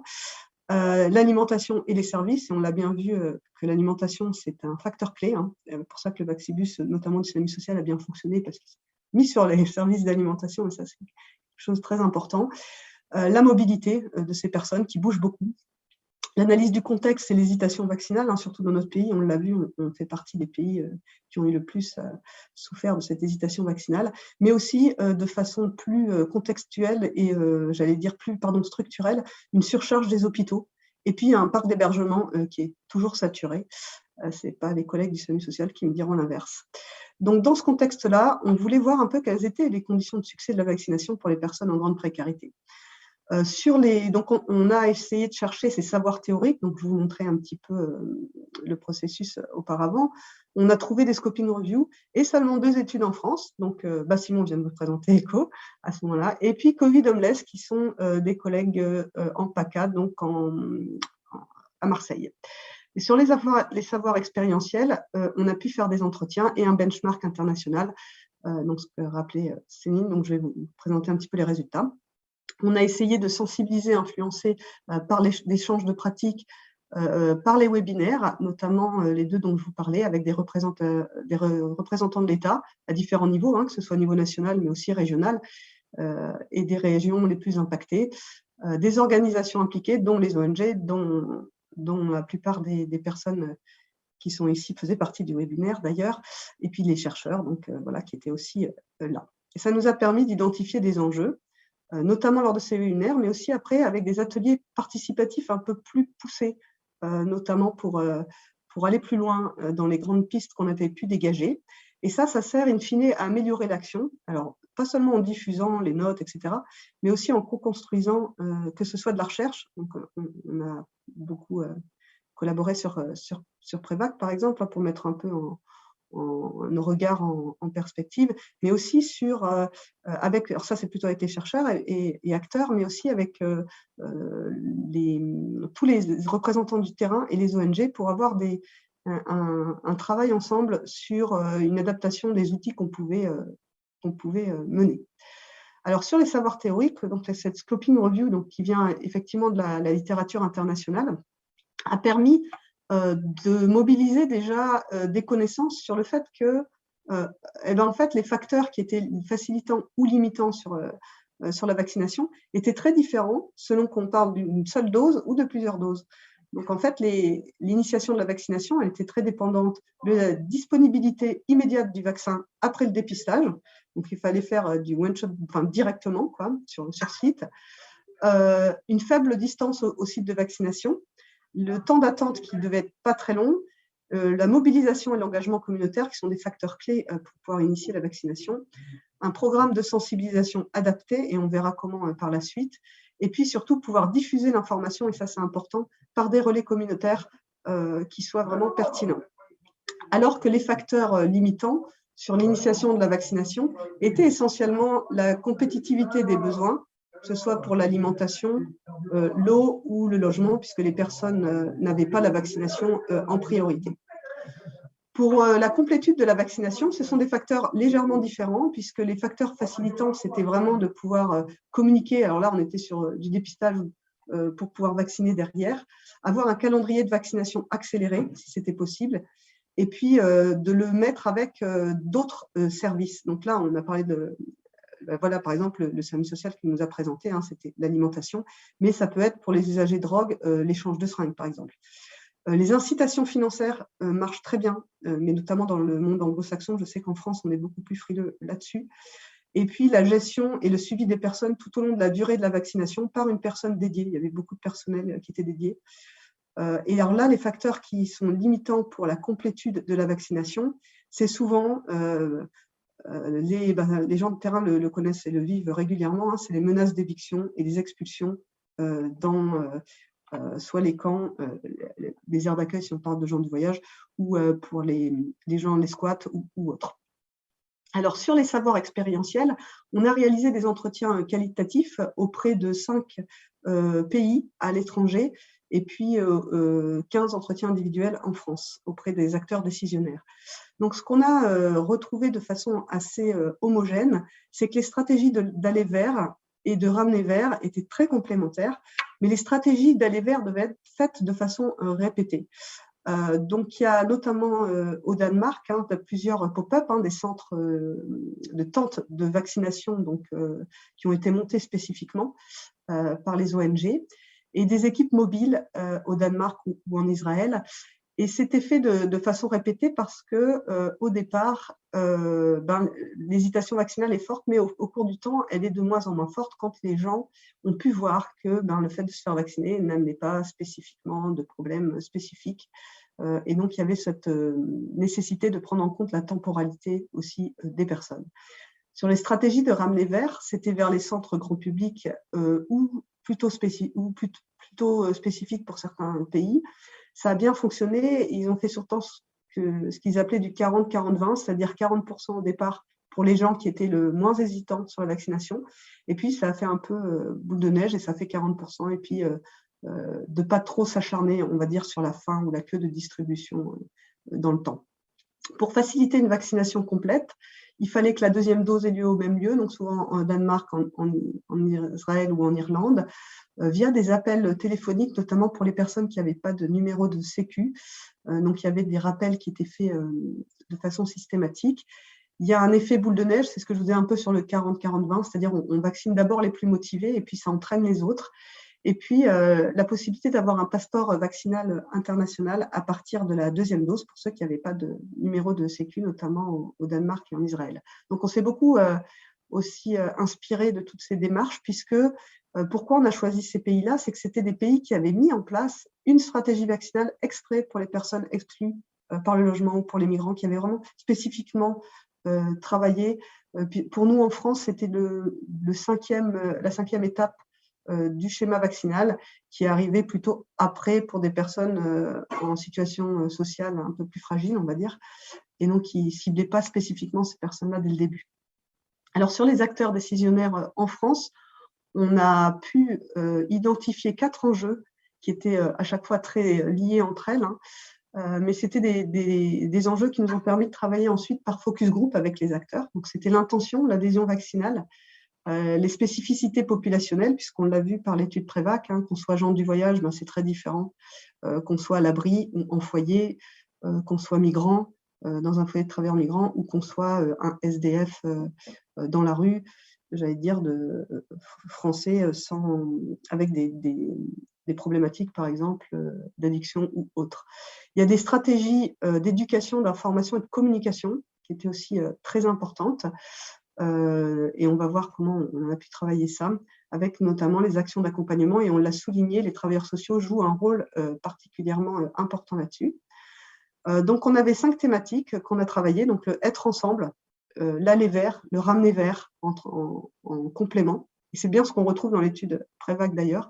Le faire ensemble, le faire avec et la temporalité. Ça va rejoindre, pour ceux qui connaissent vraiment le modèle théorique de l'OMS sur la promotion de la santé en fait, et sur ces populations vulnérables. Avec en plus quelque chose qu'on a rajouté qui est la temporalité parce qu'elle a été vraiment très importante. Elle suivait vraiment la dynamique de la crise. Alors, ça nous a permis de faire des nouveaux savoirs co-construits avec des ateliers participatifs qui étaient avec 3 fonctions clés. Faciliter la coordination au niveau local, organiser des programmes de vaccination dans l'aller vers et le ramener vers, et d'adapter la communication aux situations des personnes en grande précarité. Donc, je vous ai mis le rapport que je vous mettrai dans le chat. Voilà en gros ce qui en ressort. Pour la facilitation de la coordination au niveau local, il fallait pouvoir élaborer des politiques de santé qui soient coordonnées entre les travailleurs sociaux et puis les professionnels de santé. On retrouve un peu ce décloisonnement du social et du sanitaire qui était vraiment important. L'implication des collectivités locales et notamment des mairies, un territoire très fin. Pouvoir créer un environnement favorable par le recensement des lieux d'hébergement et le nombre de personnes hébergées et de prendre en compte les besoins matériels, notamment en termes de ressources, sur l'alimentation, l'accès à l'eau ou à tout ce qui était… et avoir un toit.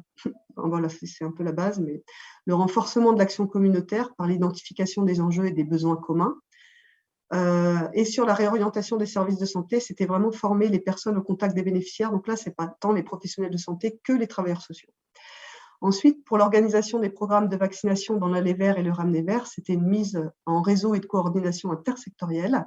Donc, on l'a vu à des niveaux régionaux, mais aussi locaux, entre les agences régionales de santé, ça peut être les pompiers, les CPAM ont joué un rôle, on l'a dit, très important, de l'aller vers. Les associations des acteurs du logement, aux actions de prévention, donc il fallait les former pour qu'ils puissent lutter contre la stigmatisation, et notamment pour ces personnes de perdre leur logement si elles étaient vaccinées et qu'elles étaient, si elles n'étaient pas vaccinées, elles avaient peur de perdre leur logement et d'être stigmatisées par leur communauté si elles l'étaient, puisque alors ça c'est vrai dans certaines communautés, notamment les gens du voyage ou qui n'étaient pas tellement pour la vaccination, ils ont un fonctionnement très communautaire pour certains, et donc c'est important de pouvoir aussi s'appuyer sur des personnes relais au niveau communautaire là-dessus. Sur le renforcement de cette action communautaire, justement, il faut s'appuyer sur les personnes les plus intéressées et les plus influentes.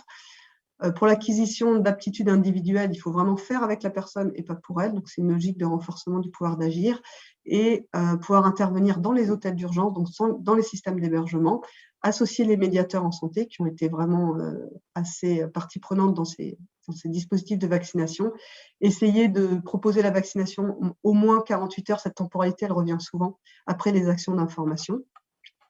Et puis, je ne vais pas passer trop sur la communication parce que je vais vous la détailler un petit peu. Mais je pense que c'est important, puisqu'on a parlé de fake news, c'est qu'on a beaucoup pâti de l'absence de congruence dans la communication au cours de la crise. Et donc là, c'est particulièrement vrai pour ces populations-là. Il faut vraiment travailler sur la clarté, la cohérence auprès des travailleurs sociaux et aussi, si possible, entre les pays. Parce que comme on a des migrants, il y avait aussi des effets de manque de congruence entre les différents pays.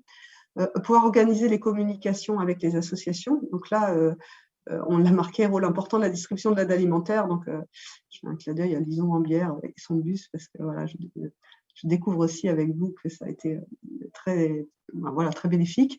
La mobilisation et l'engagement des personnes relais, et ça, c'est vraiment important pour les aspects communautaires. Et puis, pouvoir aussi former les acteurs du terrain pour assurer les ressources là où dans les lieux où les théories complotistes sont souvent omniprésentes. Alors, on a travaillé différemment ces messages de prévention et de communication avec 4 principes fondateurs qui sont d'adapter les objectifs et les messages au contexte et aux conditions de vie, développer l'approche partenariale, faciliter la compréhension et faciliter l'accès. Ça, c'est les 4 enjeux clés pour adapter cette communication à ces publics. Juste quelques petits exemples, j'en ai vu passer, mais c'est juste pour expliquer, par exemple, pourquoi on adapte au contexte. On l'a vu, la barrière, le côté isolement, rester chez vous, quand on n'a pas de chez soi, c'est complètement inaudible. Et pour les publics précaires, du coup, ça a été un peu transformé avec beaucoup de personnes dans l'habitation pour tenir compte de la promiscuité un peu dans lesquelles ils se trouvent dans les hébergements collectifs, et de voir que le médecin pouvait aider à faire une solution. On l'a dit, le médecin, c'est quelqu'un de confiance pour ces personnes-là, beaucoup plus que les autorités ou autres. Et donc, c'est lui qui peut trouver une solution pour soigner la personne et les proches, et puis leur rappeler qu'ils peuvent être hébergés pendant cette maladie dans 2 semaines, et que surtout, la décision, elle leur appartient. C'est pour ça que je disais, garder cette possibilité d'agir et que la personne soit propre, puisse prendre sa santé elle-même et décider elle-même de ce qui est le mieux pour elle. Et préciser bien sûr la gratuité de tout ça, à la fois de l'hébergement et du test. Pour faciliter la compréhension, on a eu des démarches de co-construction tout au long du processus avec différentes associations pour avoir des contenus adaptés, avec un nombre d'informations qui était volontairement restreint pour ne pas noyer non plus les infos, qui étaient faciles à comprendre pour les petits lecteurs ou pour les non-lecteurs du tout, et bien sûr traduites. Là, on voit bien, dans une version traduite, comment en images, on voit la transmission virale. Et puis, il y avait des fiches qui étaient pour comprendre des informations très générales, plutôt sur un versant rassurante. À quoi sert le vaccin, pour expliquer le dispositif. Et puis aussi, comment ça se passe pragmatiquement, parce que c'est ça dont les gens avaient le plus besoin, sur la prise de rendez-vous, sur le fait que c'est gratuit, et puis l'importance d'avoir ces 2 injections. Pour faciliter l'accès, il fallait bien sûr que la vaccination intègre toutes ces actions de communication au plus près des lieux de vie des personnes, et on l'a vu de manière répétée, cette temporalité, elle est vraiment importante pour être efficace. Elle devait être faite par des acteurs locaux, donc si possible des travailleurs sociaux, qui étaient formés par des équipes mobiles sanitaires et sociales, de pouvoir intégrer ces actions aux soins de santé et aux services courants par l'instauration d'un parcours de vaccination, donc du ramener vert, mais aussi de l'aller vert de façon très complémentaire. Et on l'a vu dans l'étude Prévac que ça avait eu tout son sens. Les actions de vaccination devaient prendre en compte l'existence de ces facteurs limitants qu'on avait trouvés dans la littérature, à savoir la forte compétitivité des besoins. C'est-à-dire, ça marche la vaccination si on peut assurer la sécurité de base des personnes, notamment aussi pour le travail. On avait beaucoup qui avaient peur de ne pas pouvoir travailler, de ne pas pouvoir garder l'hébergement. Sur les enfants, sur l'alimentation, pour la drogue, pour les usagers de drogue ou l'accès à l'eau, la grande mobilité de ces personnes, souvent dans les différents centres, le faible niveau de littératie et de littératie numérique. Et on l'a vu, ça, je pense que ça va faire partie des perspectives à travailler, toute cette infodémie de fake news par ceux qui se documentent et qui s'informent que par là. La barrière de la langue, l'éloignement des systèmes institutionnels, et puis, bien sûr, la faible perception de l'utilité de la vaccination. Il y en a même certains qui, pour les migrants, qui pensaient que c'était ils nous ont dit que c'était une maladie de blanc, ou la menace de la Covid qui n'était pas toujours perçue comme telle, surtout pour des personnes qui viennent des fois de subir des exactions et des pays dans lesquels ils fuient. La Covid pouvait être perçue comme quelque chose de vraiment secondaire. Alors, on a donc pu travailler en partenariat donc, avec tous les acteurs à un MOBCO, donc petite question-réponse. C'est un dispositif de communication qui vient tous les mois et qui est vraiment bottom-up, donc qui vient des personnes, des bénéficiaires des services d'hébergement et qui décident en fait quelles questions ils veulent poser en fonction de ce qui leur remonte du terrain, et on essaye de répondre. Donc, elle est co-construite, elle est distribuée à plus de 3000 acteurs du terrain actuellement. Et elle permet de remonter ses besoins de manière plus rapide. Juste un dernier mot, puisque je conclue là-dessus. Donc, on l'a vu, hein, ce dispositif de mobilisation de connaissances, il a permis de remonter des points de vigilance, notamment pour ceux qui ne disposaient pas de NIR avec la CNAM. Il a permis aussi de montrer que des fois, il y avait des freins possibles parce qu'il fallait la domiciliation. Donc, quand on n'est pas domicilié, c'est un souci. Et puis, actuellement, plus récemment, on a fait une note sur la déscolarisation des enfants qui étaient en situation de précarité pendant cette 5e vague de Covid, qui est quelque chose qui nous préoccupe beaucoup. Voilà, donc c'est une démarche qui a permis un peu cette réactivité de remontée d'informations, qui nous a permis de co-construire des dispositifs de communication beaucoup plus adaptés que ce qu'on faisait avant. Parce on était souvent sur les professionnels de santé, maintenant on s'élargit sur les professionnels du social. C'est plutôt une bonne chose et on va pas arrêter après le Covid. Ça nous a permis des beaux partenariats et donc je fais un clin d'œil à mes collègues d'Épicentre qui... C'était vraiment une super aventure, malgré toutes les difficultés auxquelles ils ont été confrontés. Et merci encore pour avoir permis cette étude. Et voilà, je m'arrêterai là.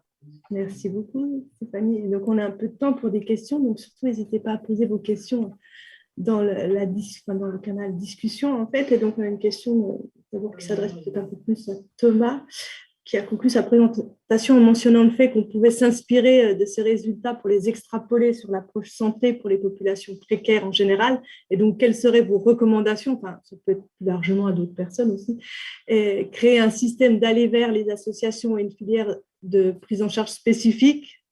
Et peut-être l'autre partie de la question, par ailleurs, souvent les personnes sans abri ont du mal à se mobiliser pour se rendre dans les PASS ou autres centres de soins et ont parfois l'impression d'être mal reçues pour diverses raisons et n'osent pas du coup se rendre dans les structures de soins. Est-ce que cet aspect est également ressorti dans l'étude? Je ne sais pas si Thomas, comme je vais essayer de répondre à la question. Merci, c'est une super question d'ailleurs. Enfin, c'est des bonnes remarques. Bon, c'est un sujet un peu trop large pour résumer en quelques minutes les recommandations qu'on pourrait faire pour le système de santé en temps normal, etc. Mais on peut imaginer ce que montre notre étude, c'est que le fait d'être logé, le fait d'être hébergé, donc le fait d'être suivi aussi par des associations, le fait d'être pris en charge, améliore la couverture vaccinale, et c'est certain, ça a été montré dans d'autres études aussi, améliore aussi l'accès aux soins, la fréquentation des hôpitaux, etc. Donc, clairement, le logement, c'est encore le nerf de la guerre.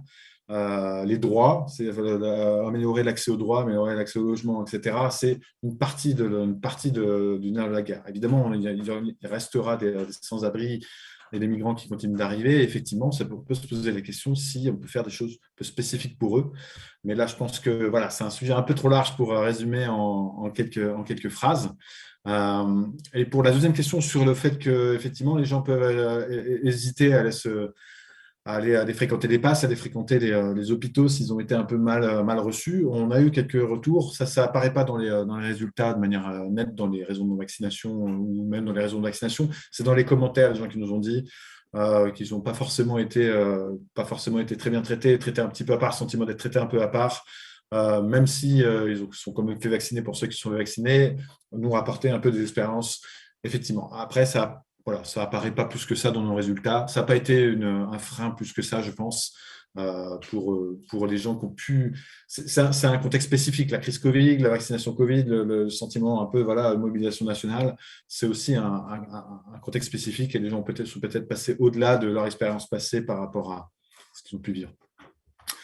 Voilà. Je ne sais pas s'il y a d'autres questions. Ouais, il y a eu des remarques qui ont été faites dans le chat, notamment sur le fait que parmi les acteurs de proximité, il ne faut pas oublier les CCAS, et les services de prévention de santé des communes qui ont joué un rôle important. Donc, surtout, voilà, si vous avez des questions, n'hésitez pas à les... quand vous parlez de l'accès à l'eau, avez-vous fait des recommandations spécifiques pour les territoires des DOM qui rencontrent des difficultés encore plus exacerbées, Covid, et parfois oublier des mesures métropolitaines ou ayant eu des aides plus tardives? C'est un peu au début du texte. Mais oui, peut-être Stéphanie sur cette question. Je pense que c'est un... Merci pour cette question parce qu'elle pointe aussi du doigt, et on n'en a pas parlé, les DOM qui rencontrent des difficultés assez particulière là-dessus. Ça a été montré dans l'étude Prévac, et je pense qu'on le voit, c'est-à-dire toutes les personnes, il y a un gradient selon l'exclusion ou selon le type de logement, ça a été clairement démontré. Dans les DOM, c'est pareil, c'est un gradient aussi selon, j'allais dire, l'exclusion aussi du système par rapport à la métropole, là, pour le coup. Et on a vu l'hésitation vaccinale très forte aussi par rapport à tout aussi le passé colonialisme qu'il y a pu avoir. On a vu beaucoup d'études qualitatives là-dessus, mais il y a aussi le fait que si on ne prend pas en compte les besoins, donc la compétitivité des besoins et l'accès à l'eau, ça ne sert à rien. Et c'est vrai que dans les mesures métropolitaines qui ont été mises en place, c'est inaudible pour un certain nombre de personnes dans les DOM. Donc oui, c'est vrai, c'est complètement vrai. Ils ont eu un retard aussi là-dessus, et on paye aujourd'hui un petit peu toute cette mise à côté, cette mise à l'écart des DOM qui n'a pas peut-être été suffisamment prise en compte dans les communications qui ont été faites. Donc c'est quelque chose que, comme recommandation spécifique, et ça va être les mêmes après que ce qu'on a dans les situations de précarité en France, en fait. C'est de pouvoir permettre à ces personnes d'avoir l'accès à l'eau potable, ne serait-ce que pour pouvoir faire les mesures barrières. Donc, merci de l'avoir posé. Je pense qu'on peut appuyer encore là-dessus pour les prochaines, puisqu'on change de gouvernement. Enfin, j'allais dire on change de gouvernement, non, mais enfin, pour le prochain qui arrive, on pourra peut-être remettre les DOM aussi un peu plus en amont sur ces questions-là. Merci. Et peut-être pour revenir sur un point, on a vu un des exemples de dispositifs d'aller vers. Est-ce qu'il y a d'autres exemples qui seraient intéressants de noter, peut-être de mettre en avant et qui ont assez bien fonctionné par rapport à la vaccination? Je ne sais pas si disons... Du coup, au SAMU social, il y a eu principalement ça qui a été fait. Après, il y a un certain nombre d'autres actions qui ont été présentées, notamment lors d'une conférence à l'ARS il y a un mois ou deux. Donc, je pense que l'action qui a été menée par le SAMU social, c'est pas du tout une action isolée. Il y a eu d'autres actions qui ont été menées dans cette dynamique-là. Juste par rapport à la question précédente de difficultés d'accès à la vaccination pour certaines personnes et de comment elles ont été reçues. Nous, on a eu quelques retours de personnes qui ont été refusées dans les centres de vaccination classiques et qui sont venues vers ce dispositif d'aller vers à la suite de ce premier refus dans les centres de vaccination classiques. Ce refus qui n'aurait pas dû normalement avoir lieu puisqu'ils étaient éligibles à la vaccination. Alors, ces refus, ils pouvaient être à l'origine de la non prise en charge parce que c'est beaucoup plus complexe, les personnes qui n'ont pas de sécurité sociale pour faire leurs documents administratifs, ou bien pour des raisons de langue, parce qu'ils n'arrivaient pas à communiquer avec la personne, donc ils ont dit de partir. Et il y a également des personnes qui ont voulu se faire vacciner en pharmacie, à qui on a demandé de régler la vaccination. Et du coup, ça a été des problèmes qu'on nous a rapportés par rapport à l'accès à vaccination dans les dispositifs de droit commun et des personnes qui sont ensuite venues nous voir sur ces dispositifs d'aller vers pour essayer de pallier à ces contraintes qu'ils avaient pu rencontrer. Merci. Une question, alors, qui commence par déjà un constat. On voit que les hésitations vaccinales et autres ne diffèrent pas beaucoup de ce qu'on observe dans plusieurs pays africains. La confiance aux autorités, les sources d'information, la présence, le nombre de cas, le nombre de décès sont bien retrouvés comme des facteurs d'hésitation, alors d'adhésion à la vaccination. Avec la baisse de l'épidémie et le caractère non obligatoire via le pass, comment voyez-vous le futur proche et lointain de la vaccination? Merci pour ta question, Yap. Oui, je peux y aller. Alors nous, clairement, on a un petit peu alerté le professeur Fischer et le CESV sur, c'est un constat qui est fait dans tous les pays actuellement, la fatigue vaccinale, la répétition des doses, le côté on se vaccine, il y a toujours des vagues. Ça, clairement, ça va être le prochain challenge. Si on décide de continuer à donner des doses de rappel sur les vaccins RNM ou sur d'autres types de vaccins, etc., ça, clairement, ça risque d'être autant pour les précaires que pour la population générale. Là, je ne pense pas qu'il y ait de grosses différences entre la population générale et les précaires.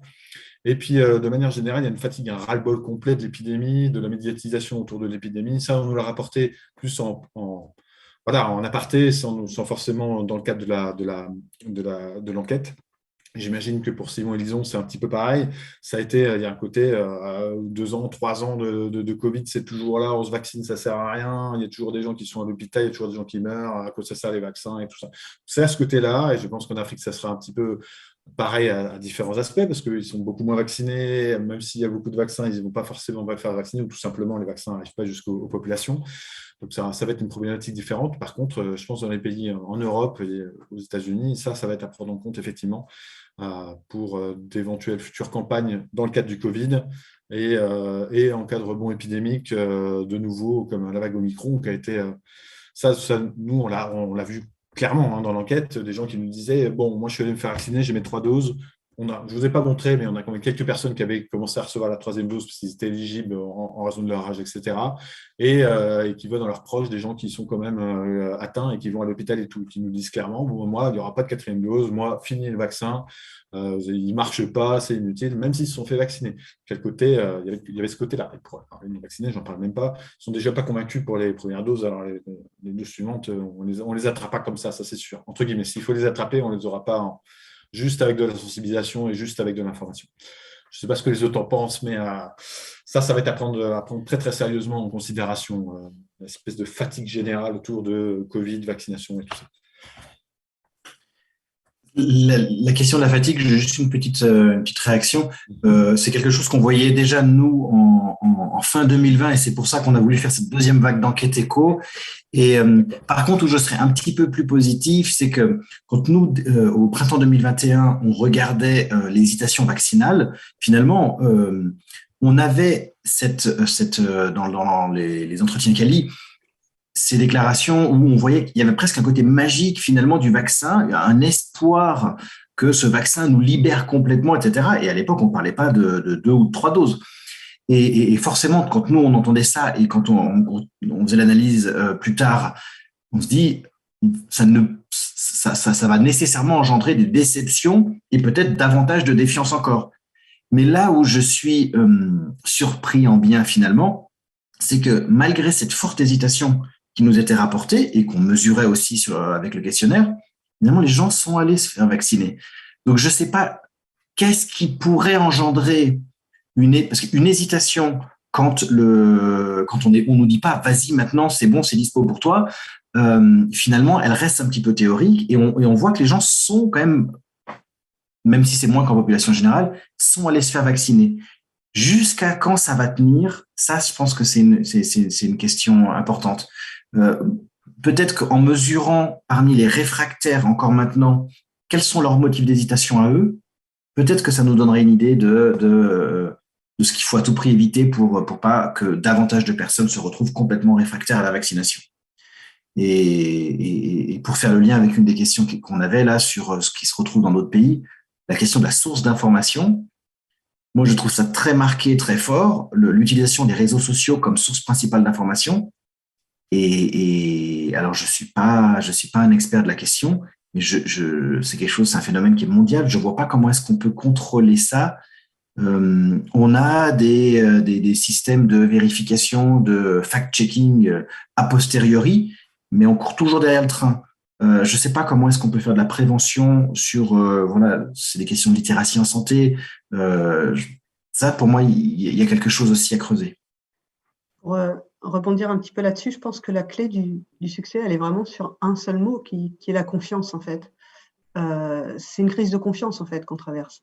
Plus qu'une fatigue, je ne sais pas, mais en tout cas, en complémentarité de cette fatigue, c'est une crise de confiance et on l'a vu de façon assez importante. Donc, je rejoins un peu ce qui a été dit sur les sources par rapport aux fake news ou autres. Il y a des systèmes qui commencent à essayer de contrer ça au niveau mondial, parce qu'on a bien l'hésitation vaccinale, c'est quand même un des risques majeurs pour la santé mondiale qui a été identifié par l'OMS en numéro 6. Voilà. En premier, c'est la crise climatique. Voilà, on décline comme ça. En 6e, on arrive sur l'hésitation vaccinale. Je pense que c'est vraiment une crise de confiance. La confiance, elle se travaille. Et c'est pour ça que j'insistais, j'ai peut-être pas eu le temps encore, mais de dire vraiment, mais sur la temporalité. C'est pas quelque chose qu'on fait en période de crise. C'est quelque chose qui a lieu avant. Quelque chose sur lequel on peut capitaliser la confiance. C'est quelque chose qui se noue, qui se fait notamment avec, voilà, je vois des personnes dans le chat qui donnent par exemple des exemples, mais c'est vrai que des infirmiers qui viennent ou autres, ou des médiateurs de santé aussi. Je pense que la médiation en santé, c'est quelque chose qui est un bel outil, si tant est que ce sont des métiers qui soient suffisamment pérennes dans le temps pour pouvoir tisser ce lien de confiance de façon pérenne. Pour rebondir aussi sur la question qui avait été par rapport au fait que les gens sont bien ou moins bien reçus, et à l'Observatoire du système social, il y avait une enquête qui avait montré aussi que, notamment pour la périnate, les femmes étaient prêtes à revenir pour la PMI et faire vacciner leurs enfants à des PMI très très loin, des fois de leur lieu d'habitation, parce qu'elles avaient été bien reçues là. Donc c'est vraiment un point d'ancrage vraiment hyper important, la confiance qu'on peut avoir dans un professionnel de santé, dans quelqu'un d'autre, et que c'est là-dessus qu'il faut pouvoir... c'est la petite lueur d'espoir peut-être pour la suite, c'est comment on rétablit cette confiance. Et de façon plus globale, comment on lutte contre ceux qui cassent la confiance, que ce soit au niveau de la pandémie ou autre, quoi. Je pense qu'il faut travailler là-dessus.